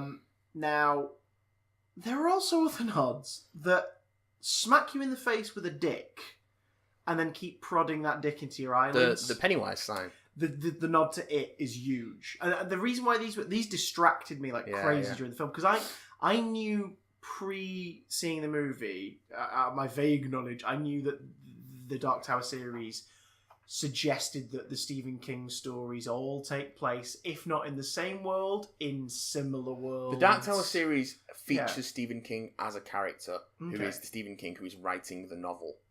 Okay, so there you go. So it gets weird and metafictional towards the end. So there you go. So I figured that, because isn't it the Dark Tower where they first talk about like the great beings out there, that if you go into it, like one of them is the creature from it, or a similar creature. The turtle from it is one of the beam guardians. Yeah. The idea being either end of the beam is a guardian. Yeah, and one of them's a big fuck-off turtle. One of them's a big turtle, one of them's a bear. Fights off a big, nondescript, but usually sort of spider-like being, which is the thing from it. At the end of it, like it's described as a giant arachnid-like creature. There is the moment where Roland is erroneously Yeah, describing the way that the tower works in the universe and uses a spider to illustrate the beings outside of the universe. Which, I think, is a subtle Easter egg, because obviously you know that you go, oh, that's a reference to it. Yeah. Okay, that's kind of cool. But they end up in a dilapidated theme park from the old civilization, and sticking out the ground, at first it was kind of like a nod. Sticking out the ground is obviously part of a statue, and it's a hand holding balloons. Mm-hmm. But then it reveals and lingers on like a smashed up carousel or whatever, and the word Pennywise. It's clearly said Pennywise is something at some point. So it's like, oh, that's obvious now. That's an obvious reference. Then the shine, like you have a shine gets made, and then they keep saying it. There is a bit where they try to describe like the code to get back to this dimension or whatever. It's like 1408. They says like that's how to get back to us, and then it never plays into the plot, so it's an insignificant piece of information for the pacing of the story. Yeah. But they linger on it, and it's 1408. Yep. So it's like, which is a reference to, was it a short story, or was it a full book? That one. It was a short story. Yeah. The Mist is, if I remember correctly, is subtly referenced. Possibly. They reference like when you talk about the darkness and stuff, like the mist spreading. Yeah. It's like, okay, that's kind of right, fair enough. That wasn't too distracting, but it was just the fact that they whip out these Easter eggs and make you go, yeah, huh, yeah. Did you get it, guys? And it just made me. Yeah. My theory is this. It isn't that they're referencing that the Dark Tower as a series acknowledges that all these things are connected in some like loose tangential way. Yeah. It was Sony who have failed an Amazing Spider-Man universe that they planned. Yeah. Who have essentially had to reduce Ghost Core to just whatever the animated film is Ivan Reitman's in charge of now, instead of the multi-layered Ghostbusters franchise they were hoping for. It's Sony's way of going, see? We have got a cinematic universe, guys. You like The Shining, right? That's part of this. You liked it, or like you're gonna like the new one. That's part of this, guys. Yeah, guys, that one with Sam Jackson in that room. That's part of this, guys. Do you remember? Like it feels like Sony going, see, we have got, without obviously legally having to cross any boundaries. Because as long as they're just making reference to these properties that are owned by other studios, they can get away with it. But it's just like, ugh. And the biggest problem I think the film has as an outsider is it didn't know who it was marketing to. Yeah. Because watching the movie, it's very clearly a young adult fantasy it feels movie. Like they've reimagined the Dark Tower. It's Percy Jackson. It's Eragon. It's freaking a series of unfortunate events. It's basically everything that like The Dark is Rising, Spiderwick Chronicles. It's everything that came out of the Harry Potter reaction from other studios. I can understand them using Jake's part in the story as an in for audiences, but it completely changes the tone and focus of the series. And it didn't advertise itself as a young adult film. It does not film. advertise itself as a young adult film it at all. It advertises itself as a sort of a freaky action fantasy movie. The action in with it's not Idris Elba particularly and great. Matthew McConaughey at the centre of the ad campaign. Yeah. And they're not the main characters. Matthew McConaughey's top billed for this. He is. And he's fine. Like, he's clearly having a lot of fun. Yeah. And a better script and a better movie, I think he would have been a pretty freaking great, memorable Idris villain. Elba is clearly struggling with a bare-bones script to deliver some kind of captivating performance, and he succeeds in that purely because he's Idris Elba and he's charismatic. Yeah. He's convincingly a badass, but you don't understand why. And it's so frustrating because Roland, as he is in the books, Idris Elba could really embody that sort of stoicism and power and presence and sort of quiet, not menace, but he's clearly a dangerous man. The only kind of bit where they highlighted that in the movie was his wanted gunshot moment. That was the only bit where they sort of suggested that there is more to him simply than just gruff, angry guy with guns. I've started reading the first book yesterday. Yeah. And you spend... Just to clarify, rereading the first book. Yeah, rereading the first book. People are like, wait, I thought he said he was a fan. He started after he watched the movie? So there is a... That's possible. The first, third of that book... Yeah. ...is, Roland Reed... he meets someone along the road into the desert. The man in black fled across the desert and the gunslinger followed. Is that the opening? They say that in this movie. The Man in Black isn't fleeing anywhere. He's got a base that he keeps going back to. Yeah, he's not running anywhere. Got a big sci-fi base being run by Cabin in the Woods guy. Yeah, and like clearly, and sexy female henchwoman. Yeah, who does nothing. Then he randomly burns her face briefly, and then she does nothing. Yeah, he's got a base. He's not running from anyone. There's another Easter egg in that scene. Apparently, a Misery's Child, the book from Misery, is on like the computer console to one side. Because reasons.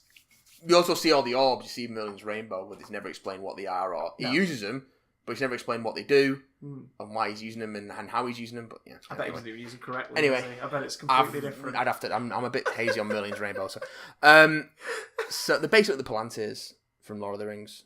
Okay. What was I saying? All right, fuck yeah. So the first. Like third of the first book is he's related before he even meets Jake. He's chasing the Man in Black across the desert. He stops at a shack. It's like the last shack before the desert, and he relates to the guy who lives in the shack when the last town he stopped in, which is the town of Tull, in which the Man in Black laid him a trap, which resulted in Roland killing the entire town, over 50 people. Jesus wept. Because he managed to turn the entire town against Roland. And it takes its time, and he spends a couple of days in this town and helps establish the world that, this sort of fucking crapsack West. It's an old West by way of post-apocalypse. Yeah, it's all the dirty, grungier bits of Firefly without the spaceships. Yeah. It's like, oh, this is shit, really, to live in? We've not gone back to the Stone Age. We've sort of maintained the civilization, but it's clearly been a long decline from when we were technologically advanced to sort of like more of an Old West sort of feel, with a hint of magic.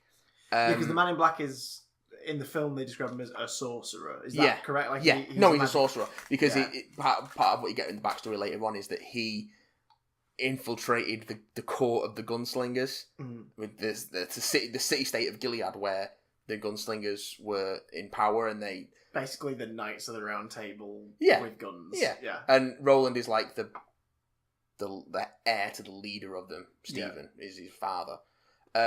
Walter O'Dim, or Martin Blackcloak as he was then, he infiltrates the court and turns everyone against each other, and there's a war with John Farson, who is an agent of the Crimson King, and he's destroying all the Balinese, and then he creates Gilead, and Martin / Walter / the Man in Black like creates discontent in the court, and he manages to orchestrate the murder of Roland's mother. I can't remember if Roland kills her or Stephen kills her, but the murder of the death of Roland's father, and then Roland has to take the leadership of the gunslingers after the fall of Gilead and try and take the war to them, and then the Battle of Jericho Hill happens, and all his friends die, and that's where the series begins. That's when the series begins. The Man in Black fled across the desert, and the gunslinger followed. And he is hot on it, and he's getting closer to him. Yeah. And then after you have this flashback up to Tull, and then he goes on across the desert, and he's getting to the end of his sort of stamina, and he can't go much further, and he finds an old way station, and there's a boy in there who appears to have not been there very long and doesn't know where he is. Yeah. And that's Jake. Yeah. And it turns out that Jake was killed by the Man in Black in his universe and woke up in this one. Okay. That's what happens. Yeah. And then it literally is a pursuit. That whole first book is a pursuit. It is the Man in Black fled across the desert and the gunslinger followed, not Roland and his pet boy and Matthew McConaughey being smug in a base. He's not fleeing anywhere. He's just going back to his base and going, he's hidden, I've already won. Yeah. Even though he's got a giant fucking base on a mountain. Star Wars base on a mountain, surrounded by a village of like very contemporary modern homes where a stock of children are being kept. A stock of children, including two twins singing a song about "Come Play With Us" as an obvious reference to the bloody There Shining is again. something, again, there is something like that in the books, but this is a really bastardized, sort of here's the thing. Simplified version of it. You could tell they were upset. They were worried about upsetting younger audience members because the kids are basically, they all have an element of the Shine, apparently. They're taken because they all have some form of psychic ability, whether they know it or not. Yeah.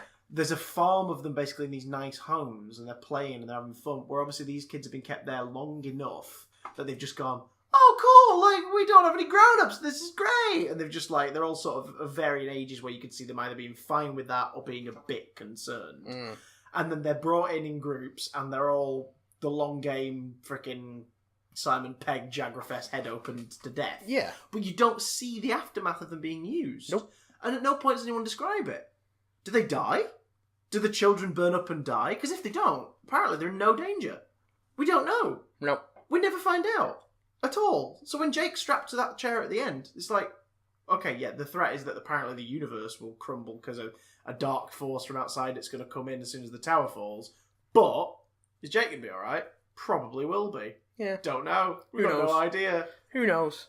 But at the same time, they kill off his stepdad and his mum. So that they're not afraid of showing death. Yeah, they're giving this family, again, different from the books. Yeah. Where he's got a dead dad and his mum's sort of... In the books, Jake's from, like, a well-off New York couple who kind of don't really regard him. Yeah, like he's the inconvenience. Yeah, like, he's the kid that was like, probably fascinating when they had him, and then they're like, "Oh, I kind of just want to be me now." Yeah, and he just gets carted off to a he's got a professional living nanny, and he gets carted off to private school and private tutors and all that stuff, and he's discontent, and he knows that he's not having visions of another world. Yeah. And again, I get why they use Jake as an in for it, and there's a way to do that, but they just throw out so much of the interesting stuff. Well, apparently his dad died in a car crash at some point. His dad was a fireman. Yeah. Oh, yeah. Sorry. I'm sure they say it was a crash. Maybe, but he was a fireman. But yeah, just had no real bearing on but we don't see any flashback or anything to get to know him, and yet he's an illusion later on. Uses a trick, and we see a photo of him. We're expected to know who it is. Yeah. His stepdad's a dick for reasons, and his mum is pretty much an innocent in the entire thing. His mum doesn't really have a character. Yeah, although I felt bloody sorry for her when, like, she in her final moments, which we found out were final moments later. But and the death of Roland's father and Jake's father was like the stepdad with the same death. Like, the Man in Black just says, "Stop breathing." So she does a couple of times, yeah.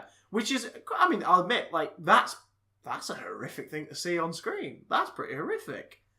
But we won't show the kids dying because we don't want you to be scared. So don't worry about it. Hey, don't worry about it. It's going to be fine. It's going to be all right. Jackie Earle Haley, once again, misused, like Jackie Earle Haley is often done. Yeah. Although it was hilarious, like when he like smashes into the bus or whatever, and he climbed out and like approached Idris Elba, like all menacing in the way they angle the shot, like he sort of looks like, oh god, he's coming for him. I just thought he's like 2 foot. Yeah. he's like 5'2", and Idris Elba's like 6'3", and it's like it's not that intimidating, really, is it? Like, stick him in burn makeup and give him a clawed glove hand, or put an ink blot over his face and give him a trench coat. Like, yeah, Jackie Earle Haley could be a very intimidating character when he's like given the right thing to work with. This just isn't working. This really isn't working. And I think that's probably the final word on the film is like, none of this really works. And it's Akiva Goldsman's fault, probably. Akiva Goldsman, who has written Oscar-winning script and also Batman and Robin. Yeah. So do with that what you will. There was 4 writers on this thing. Oh, and it's a Ron Howard produced it. It's a strip. Well, originally it was supposed to be Ron Howard and J.J. Abrams doing it with Javier Bardem as Roland. But how many years ago was it? This was like 10 years ago. Oh, that would have been amazing. And it was going to be like movie, series, movie, series, movie, TV series, movie, TV series. Yes. But they didn't end up doing that. Well, in a world of Sony rebooting shit quicker than you can say, shit. It just proves how bland you have to make a movie to get it made. Yeah. Because they stripped out all the interesting stuff about the Dark Tower to get it made. So it's like, it wasn't worth it. It wasn't worth making all those compromises to get it adapted, because by the time it gets to the screen, all the stuff that was so great about the original source material is pretty much gone. It's disappeared. It's not there. I think it was in Movie Bob's review where he said something like, wow, I can't believe that January's come so early. Or something like that. It's just like, oh god, you're right. Like, this is the sort of film that they usually shoehorn to the start of the year because they just want to get it under the radar and make a bit of cash. I think it makes a bit more sense now why the marketing campaign has been so rushed and... Because they don't know what film they're making. And we didn't get a trailer until like 3 months ago. Yeah, well, which for a big tempo movie like this, that's late. Well, this is Sony's big summer movie. This and the Emoji Movie were their big summer movies. I imagine both have underperformed. Emoji Movie's done very well, but nowhere near what they projected. Well, yeah. Because, of course, word of mouth killed it, and the majority of the money it's made has been from stupid parents trying to pacify their stupid children. Or from people going, oh, go on, I can't wait to see how much of a train wreck this is, and still giving it money, instead of doing what they should do. If you want to go watch something you know will be a train wreck, go and see it after opening weekend. Yeah. Because, yes, you're giving them their money, but you're not giving them the money when it matters to them. And it'll be quieter, so yeah. Yeah, that too. So, yeah. Yes. Anyway, that's enough about the Dark Tower. Let's talk about... Before we get to emails, let's do our usual Rick and Morty corner. The dark, whatever the structure is that they had to go through in this week's Rick and Morty, which was Vindicator 3! The Return of World Ender. A title like that, I was like, wait, what? Huh? And it's basically a sort of... I can't tell how affectionate it was. I think it was a bit of both. I think it was a bit of disdain and appreciation. But it was very much a parody of the Avengers / Guardians of the Galaxy superhero team-up movies, and... Summed up beautifully in the first couple of minutes where they're like, look, it was last summer, everybody was talking about it, it was great, let's just let it go. Yeah. It's going to be boring now. Because this was basically a sequel for Rick and Morty and a threequel for the superhero team themselves to adventures we've not seen. Yeah, which is just, that's so... It's great. So great. It's brilliant. But it's also a giant mashup of, like, Saw as well. Yeah, I think to the point where he says, like, are you sawing the Vindicators? And it's like, no. It's like, okay, so this first Saw thing I'm going to put you through. Yeah. And it reminded me of the Red Dwarf episode, Fathers and Sons, the one where Lister, as his dad... Yeah. Whilst bladdered the night before, records a series of punishments and tests for Lister as his own son the next morning. That he was too drunk to remember setting himself. So it's brand new. Because basically the plot is a superhero team call in Rick and Morty that they've apparently worked with before. And it sounds like the only reason they've done it is because their diversity-centric members have been killed off in their second adventure. So they've had to bring back Rick. And also Morty really likes them. And then we find out later the only reason they keep Morty around is because he's the, quote, disabled kid they do photo ops with, unquote. Yep. I'm just like, oh my god! They bring him in to help take on, what's he called, World Ender? World Ender. Who we saw in the pictures promo in the series. We saw the design of World Ender. Yeah.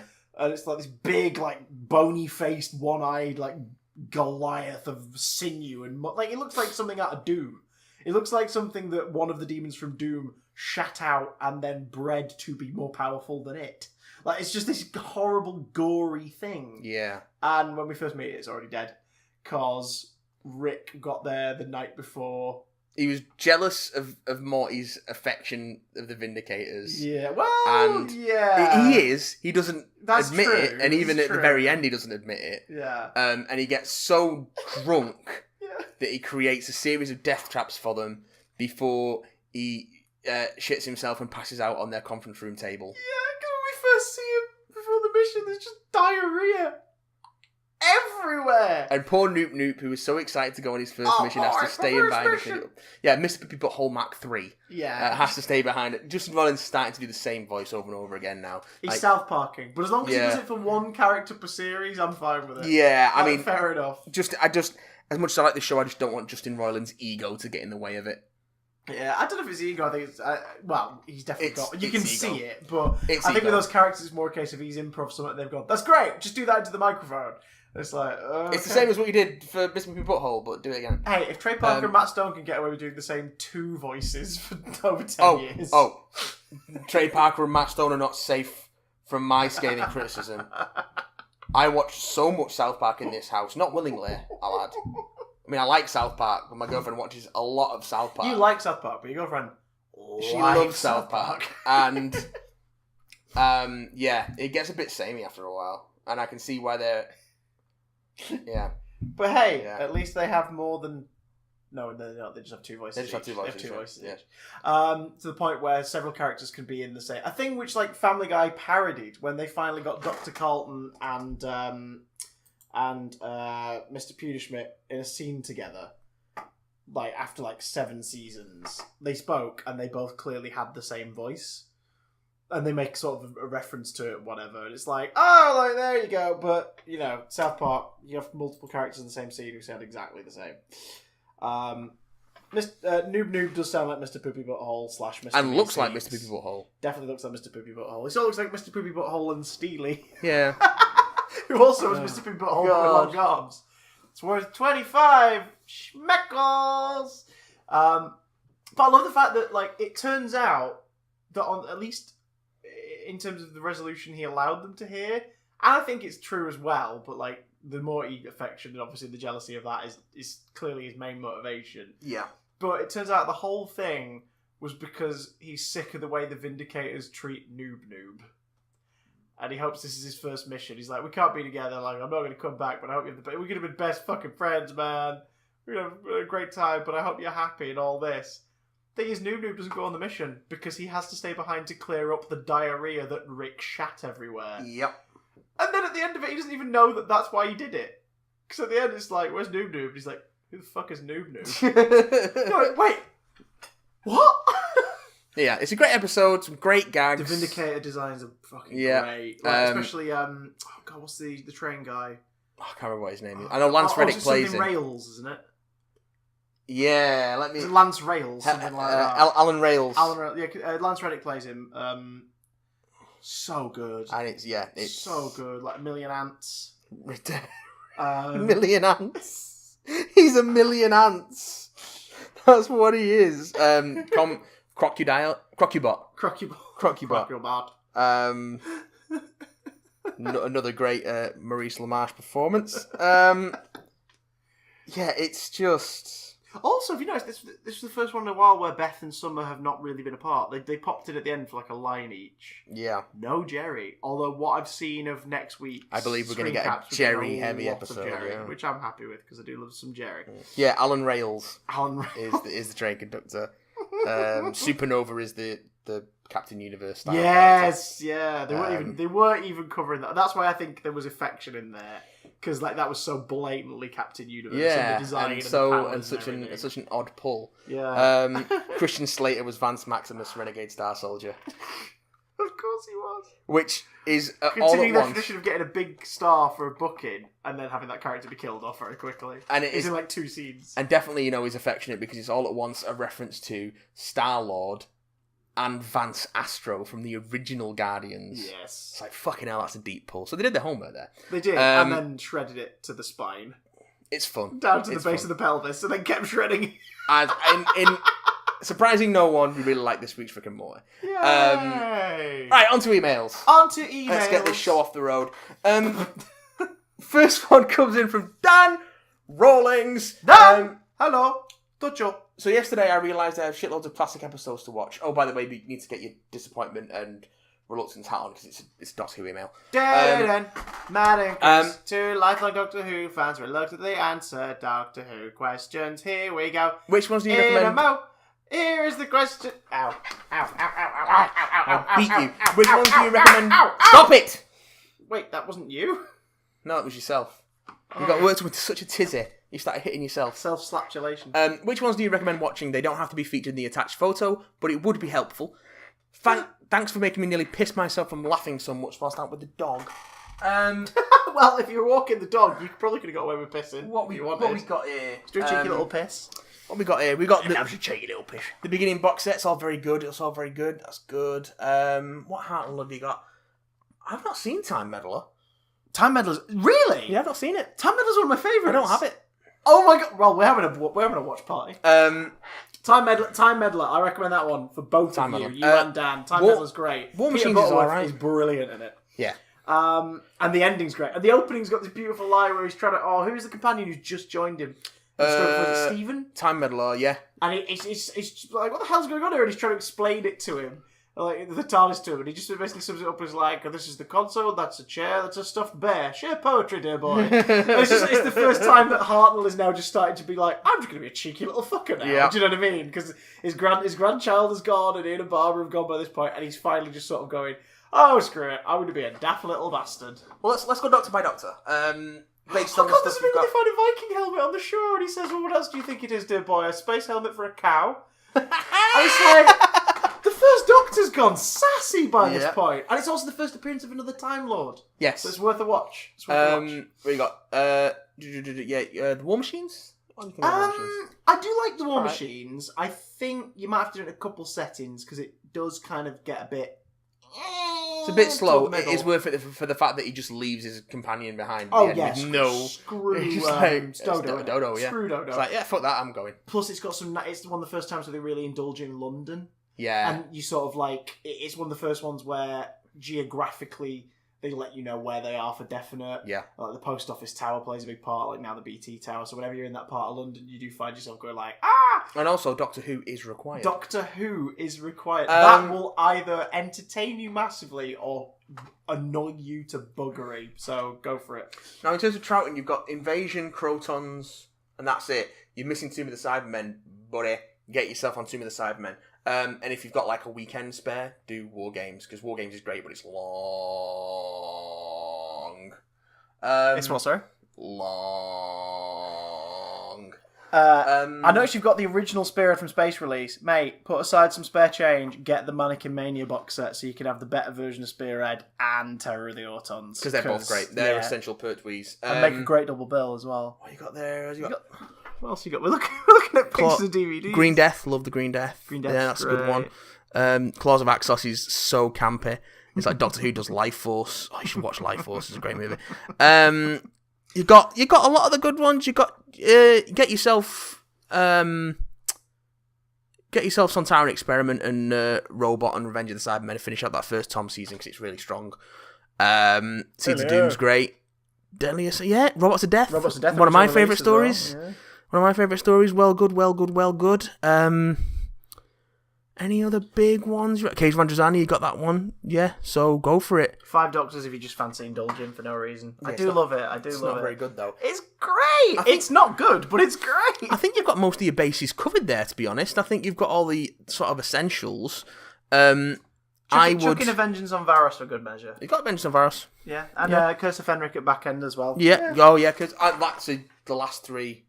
The last season of Sylve, for Sylve is pretty strong. What's the last seasons? It's Battlefield, Ghostlight, Curse of Fenric, and Survival. Oh, I thought Greatest Show was in the last season. That's the season before, isn't it? Yeah. Ghostlight is almost incomprehensible, but it's kind of dreamy and weird, and I like it a lot. So it's barely. That was the review for my memoir, funny. Yeah, it's barely coherent, but I quite like it, and it's got a sort of weird dream logic to it. Yeah, you just finish watching that shelf, and whichever Doctor you like most, go more in that direction. But I am honest, the one thing that I would recommend and add into that shelf post haste is Tomb of the Cybermen. Absolutely, got it. By Jingo. But you've got a good start there. Jacob. Not Jacob. Oh, it's Jacob. Hello, big damn cockers. I don't know what to think of the voice Matthew Love and Monster Watson gave me, even though I'm from Bradford and sound nothing like that, so I'm honoured. Anyway, this part is actually thanks to Lucy. Kingsman: The Secret Service is currently my favourite movie, replacing the spot of Indiana Jones: The Last Crusade, so thanks very much, madam. I was slightly creepy the way you said that. I watch Love and Monsters, Fear Her, and The Idiot's Lantern. They're all excellent, especially Love and Monsters. I don't know why it gets so much hate. It's so good. I really enjoy it as an episode of Doctor Who. It's one of the best episodes of Series 2, in my opinion. Me and Christopher Let's Kill Hitler Johnson should really do that commentary sometime, even though I'm virtually unknown. I would generally do it. Matt can sit in the corner with his fingers in his ears and singing Doctor in Distress. That's just how I spend most of my Sunday evenings. I started to watch the Batman animated series. It's absolutely excellent and should be the template for what DC is doing with the DC universe. Yes. Agreed. They'll never yes, do it should though. be. They'll never freaking do it, but agreed. I want to ask you a question. What in the name of Stan Lee and Dougie Adams do you have against the Spider-Man animated series from the 90s? It's absolutely excellent and your opinion is wrong if you think otherwise. Kidding. From the man with the magic and golden knees, love Jacob, sent from Chameleon's Wi-Fi enabled 10-inch knob. You've got a bit of a fixation on Wi-Fi enabled fallacies, Jacob. I'm just going to put that out there. Spider-Man animated series? It's just a clusterfuck. It's just not very good, is it? Do yourself a favour. Like, pacing is very important to me when it comes to storytelling. Like, it's really a really important part of telling a story. Yeah. Be it just sitting there and telling one, or filming a story, or anything like books. Like, the way you pace a story has a big impact on how it sticks with the person who's absorbing it, and also just holding attention. Watch that Spider-Man animated series. Watch any episode, and tell me whenever you spot a moment where there is silence ever. And now, the score could be playing, so just characters talking. No dialogue. No dialogue, ever. And explosion sounds don't count. There's no dialogue for more than 2 seconds. You will not find it in any of the seasons. It doesn't stop. And it's because at that point in the 90s, the Fox Kids and all that, one of the mission statements that's since come out was kids won't hold their attention unless we keep at it. Yeah. And the thing is, X-Men didn't do that, and X-Men has lived a much better shelf life after it finished than Spider-Man has. Because it knew how to tell story. Yeah, it has some naff stuff. It has one of the worst Irish and Scottish accents in recording history, but any of the episodes set in Ireland is just painful to listen to. Yeah. But the Spider-Man animated series it never stops. It's like, I gotta get back to Aunt May. Spider sense is tingling. The hobgoblin, and it never stopped. It's obnoxious. It's just not aged as well as the X-Men cartoon. I mean, the X-Men cartoon is deeply flawed by today's standards, but it's got a bit more to it in the writing, and the animation's slightly better. I mean, I've not got a problem with poor animation. I've been rewatching the original Transformers animated series recently, and that has some of the worst animation that you will see in an 80s TV show. It's Transformers. It's also got some of the best. Are you buying toys? Particularly there's a couple of episodes in the last season that were done by different animation studios, which have some really nice animation in. But that first season's really rough.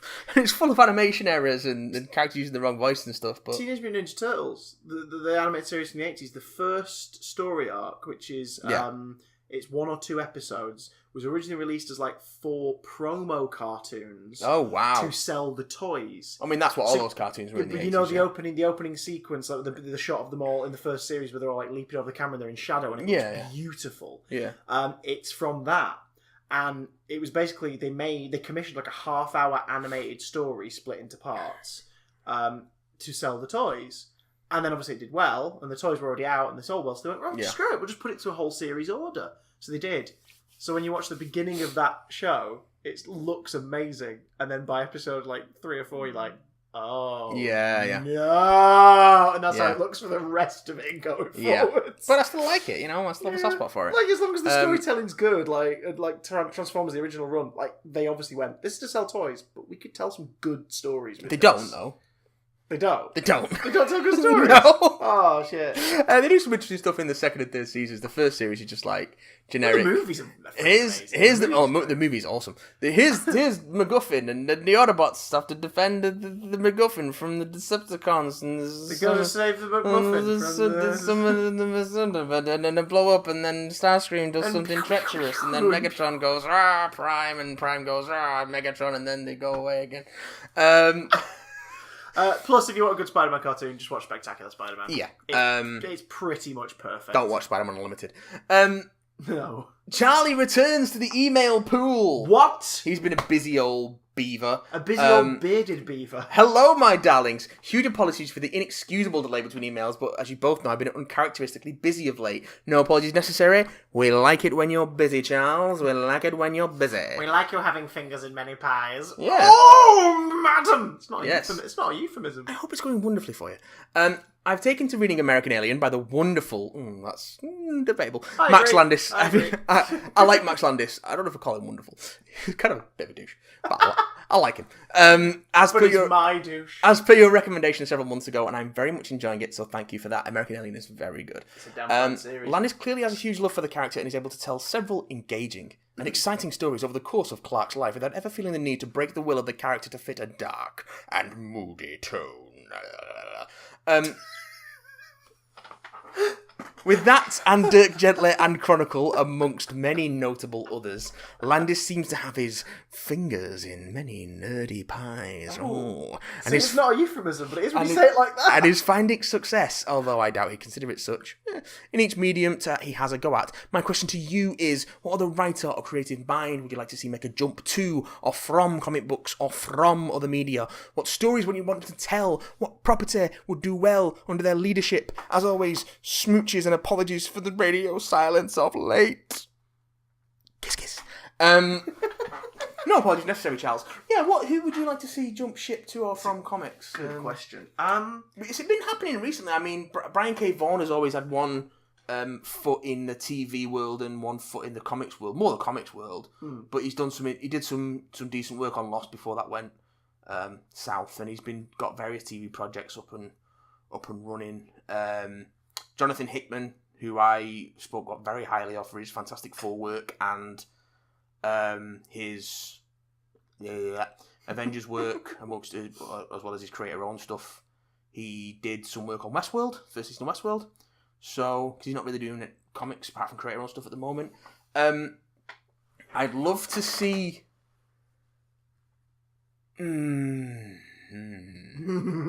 What would I love to see? What would you love to see? I'll tell you which writer I'd like to see dabble with comics at least once, just to see what the result would be, considering his anthology television work. I want to see Charlton. I want to see Charlie. I'm gonna write a comic book. I want to see Charlie Brooker write a comic. Yeah, I would read the shit out of it, especially like a dark especially anthology if he title. Went, yeah, I mean, even if it is just something as simple as, we're going to do just like a mini Black Mirror, like a one-off, like an annual or something. I'd read the hell out of it. Do you think are there any existing comic properties you think Charlie Brooker should have a crack at? I don't know if it's ongoing at the moment. I haven't collected for a few years. I think it was Boom Studios were publishing it when I got it, but I know it's a very obvious transition. But if he had a go at a couple issues of the Twilight Zone comic, I wouldn't say no. JMS started that off, and it was pretty strong. I don't know. In terms of like other writers jumping mediums, I don't know. I'd like to see Kieran Gillen bring some of his creator-owned stuff to TV, maybe. Phonogram or Wicked and the Divine, something like that. Yeah, God, that's a really good shout, actually. I think Kieran Gillen would be a really good one. Phonogram, I think particularly, could be like a nice little, that sort of sexy Channel 4 drama. Sexy Channel 4. About people who do magic with music. I'd love to see... Some of Cy Spurrier's work could actually translate quite well to screen. Maybe Charles Stross coming on and doing some Hellblazer or something like that. He's very good at that sort of urban fantasy magic stuff. Oh, I tell you what, considering how much people have been shitting all over Suicide Squad and getting it wrong, I would love for someone to just say, hey, Gail Simone, plot out a Suicide Squad animated series. I'm pretty sure she's probably already done that on Twitter. She does a lot of that kind of stuff. She does, but it would be fascinating to see what would happen if she was just given the visual medium to play with and she could like write that story. Would you like to see Kevin Smith or Joss Whedon or Alan Heinberg come back to comics? I'd like to see Kevin Smith come back to comics simply because I want him and Walt to finish Cacophony Part 2. Because they've been their series, they were told Widening Gaia, wasn't it? Well, yeah, it was Cacophony, then Winding Gyre. It was originally going to be Winding Gyre Part 1 and Winding Gyre Part 2, but I think they've mentioned that the third one has been retitled because he has written a chunk of it. Yeah. And Walter has illustrated, I think, the first 2 issues of it. But they want to get it, because with Kevin Smith's history with deadlines and comics, they want to make sure it's completed before they hand it over.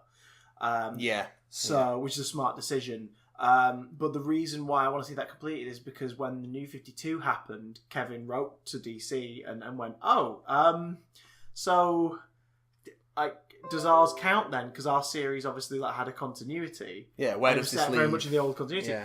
And I think it was Dan DiDio went do you know what? Yours is set whenever you want it to be. So if you feel like you want to change it to fit the New 52, go for it. Yeah. But if you'd rather it stay in the old continuity, it's yours.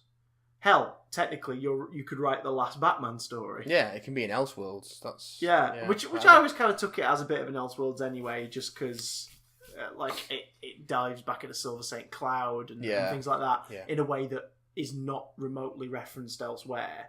That's why I always kind of took it as it's in its own little pocket. But an Elseworld now could be considered the original continuity, even after Rebirth. Like the original continuity itself is sort of considered a separate thing. Yeah. So this could be the original continuity's last Batman story. So he said when he found that out, but when he found that out, he was like, oh god, I know where I want to take this. So like he already had the idea, and he began to change the ending. So I want him to get back just so we can see that.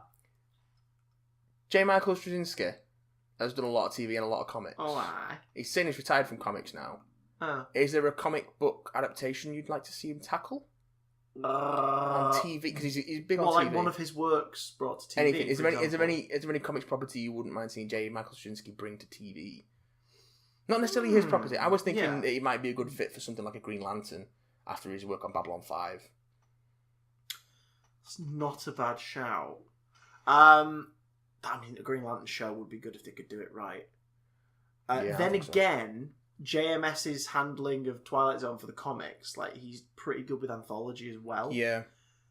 So I'd like to see some more indie stuff. I'd like to see something like Twisted Dark brought to the screen. Yeah, I think I'd like to see some more... Because that's, just quirky, creepy short stories, but some of them are more horror, some of them are lighter. As much as I love superhero stuff, I'd like to see some more indie style books, like I say, like Phonogram, Wicked and the Divine and stuff brought to Could Sex Criminals translate to TV? Sex Criminals would be hard. Yeah. But it'd be nice to set HBO maybe? Matt Fraction and Chip Zdarsky's humour would be nice to get on screen. It's a shame they've gone the way they've gone. In a way, it's a shame they've gone the way they've gone with Hawkeye in the movies, because that Matt Fraction Hawkeye series that would be great. Would have been a great sort of Netflix style show. Who's the Hawkeye? Kate Bishop. Kate Bishop. There's perfect springboard right there. You do a TV show. Oh my god, you do a freaking show where you have like Jeremy Renner in it for half of series 1, and then you hand the reins over to her as the show goes on. It'd have to be a very different show though, just because of the character that Clint Barton is in the comics. Yeah, I suppose. He's a complete fuck up. Well, you could incorporate more of his characteristics into her character, and have Kate Bishop lead it, and him sort of be a bookend, maybe. Yeah, maybe. Because then you get basically like Jessica Jones with a bow and arrow. Like, I wouldn't exactly have a problem with that. Well, no, because Kate Bishop's like rich, but I mean, teenage... like, if she was taking on more of his characteristics from that book. Like, maybe. I don't know. Damn it, Charles. I think that's when we're going to have to like topic that maybe. Anyone like to see... Dream teams at some come point. From film and TV into...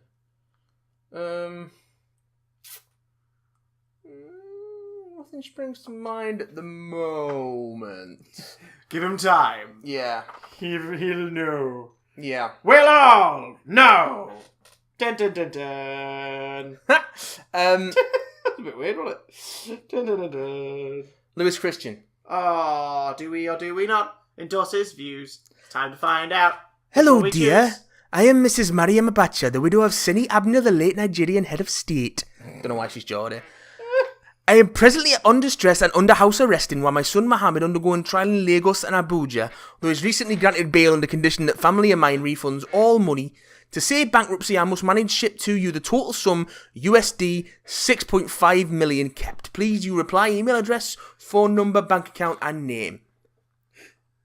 Also, what do you make of Bradley Walsh being the new Doctor Who companion? Lots of love, Lewis.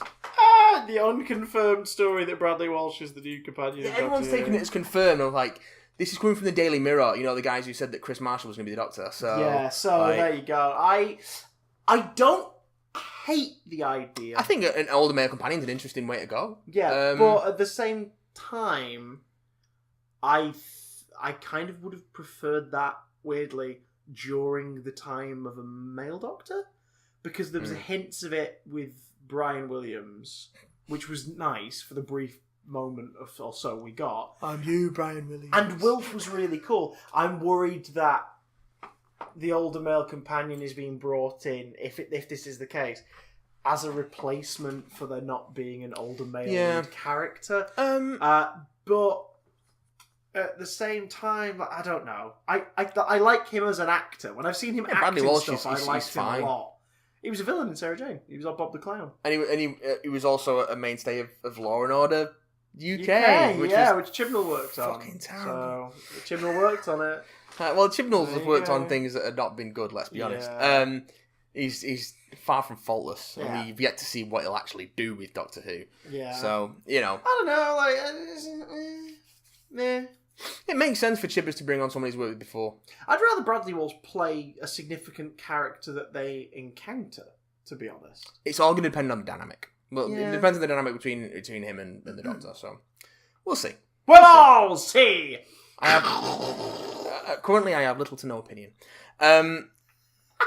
Finally! Hi, Ginger Luke here again. I'm writing a short essay for my own entertainment. If it's already written, I won't have to do it for homework. Okay. On John Hughes' teen comedies, and would love a quotation from both of you on them.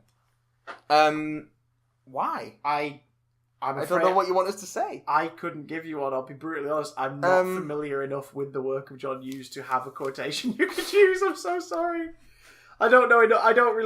I've not taken the John Hughes dive and sort of absorbed his works in their complete form. So I would be a very lax authority for you to even reference in your essay. Sorry. That'd be like asking Juan Sheet what he thinks of Bounty. He's not going to tell you about that, is he?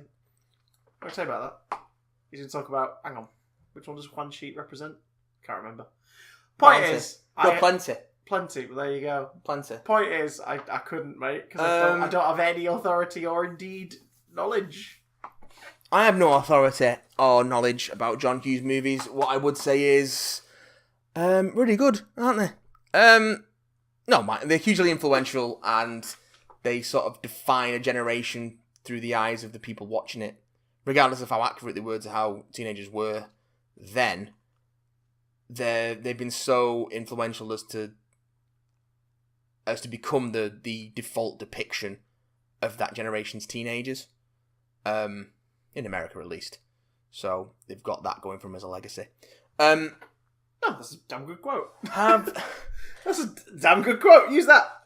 Have either of you been watching Trust Me? I have, and I'm enjoying it. No. What is your favourite one of Anthony Michael Hall's roles? Mine are either Rusty Griswold or Mike from Community. Anthony Michael Hall is the nerd dude in Breakfast Club. Right. And that's kind of all I remember him from. Oh, and Weird Science as well. So Breakfast Club, because that's pretty much all I can remember. Is he like... Do we have to know who Chad Michael Vincent is? Do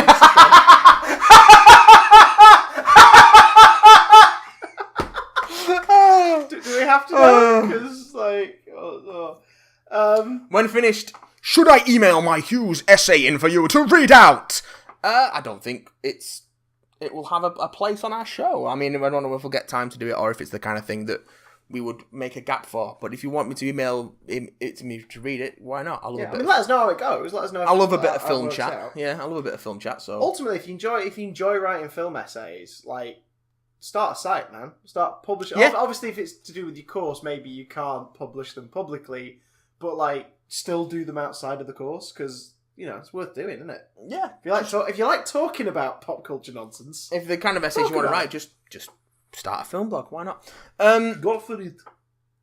Bonus question. What is your favourite app? Mine is Colour Switch, but then I do have 154,537 stars. Jesus Christ. That is... You might as well have been talking Greek. I have no idea what any of that means. And I don't think I use a particular app enough for it to be apps are like tools. And if you ask me to pick my favourite tool out of a toolbox, I'm not going to bring out a spanner and start stroking it, am I? Really? I don't know. I only really use apps as tools. They're not. You should never talk down to your tools. You should never talk down to your tools. You'll upset. But they're below me. You don't want to bring the hammer down. And I'm so tall. Fuck you. Fuck you. Right, that's it. We're done. Yeah, we're done. We're done in general. It's over. We are done. Cheadle. I think is the phrase the kids aren't using yet. That was the worst fucking joke you've ever told. I'm fucking going. And it's my house and I'm leaving. Yeah. That is. Oh, but What time do I need to feed your cat? Tell the people where they can hear from again. You can hear from us on the Twitter, Big Damcast, of course, on the Big Damn channel on YouTube. If you want to get in touch with us at all times, you may do so. BigDamnContact@gmail.com or send us a BigDamnContact@gmail.com. Our answer. We'll be back next week with another podcast of bollocks. Till then.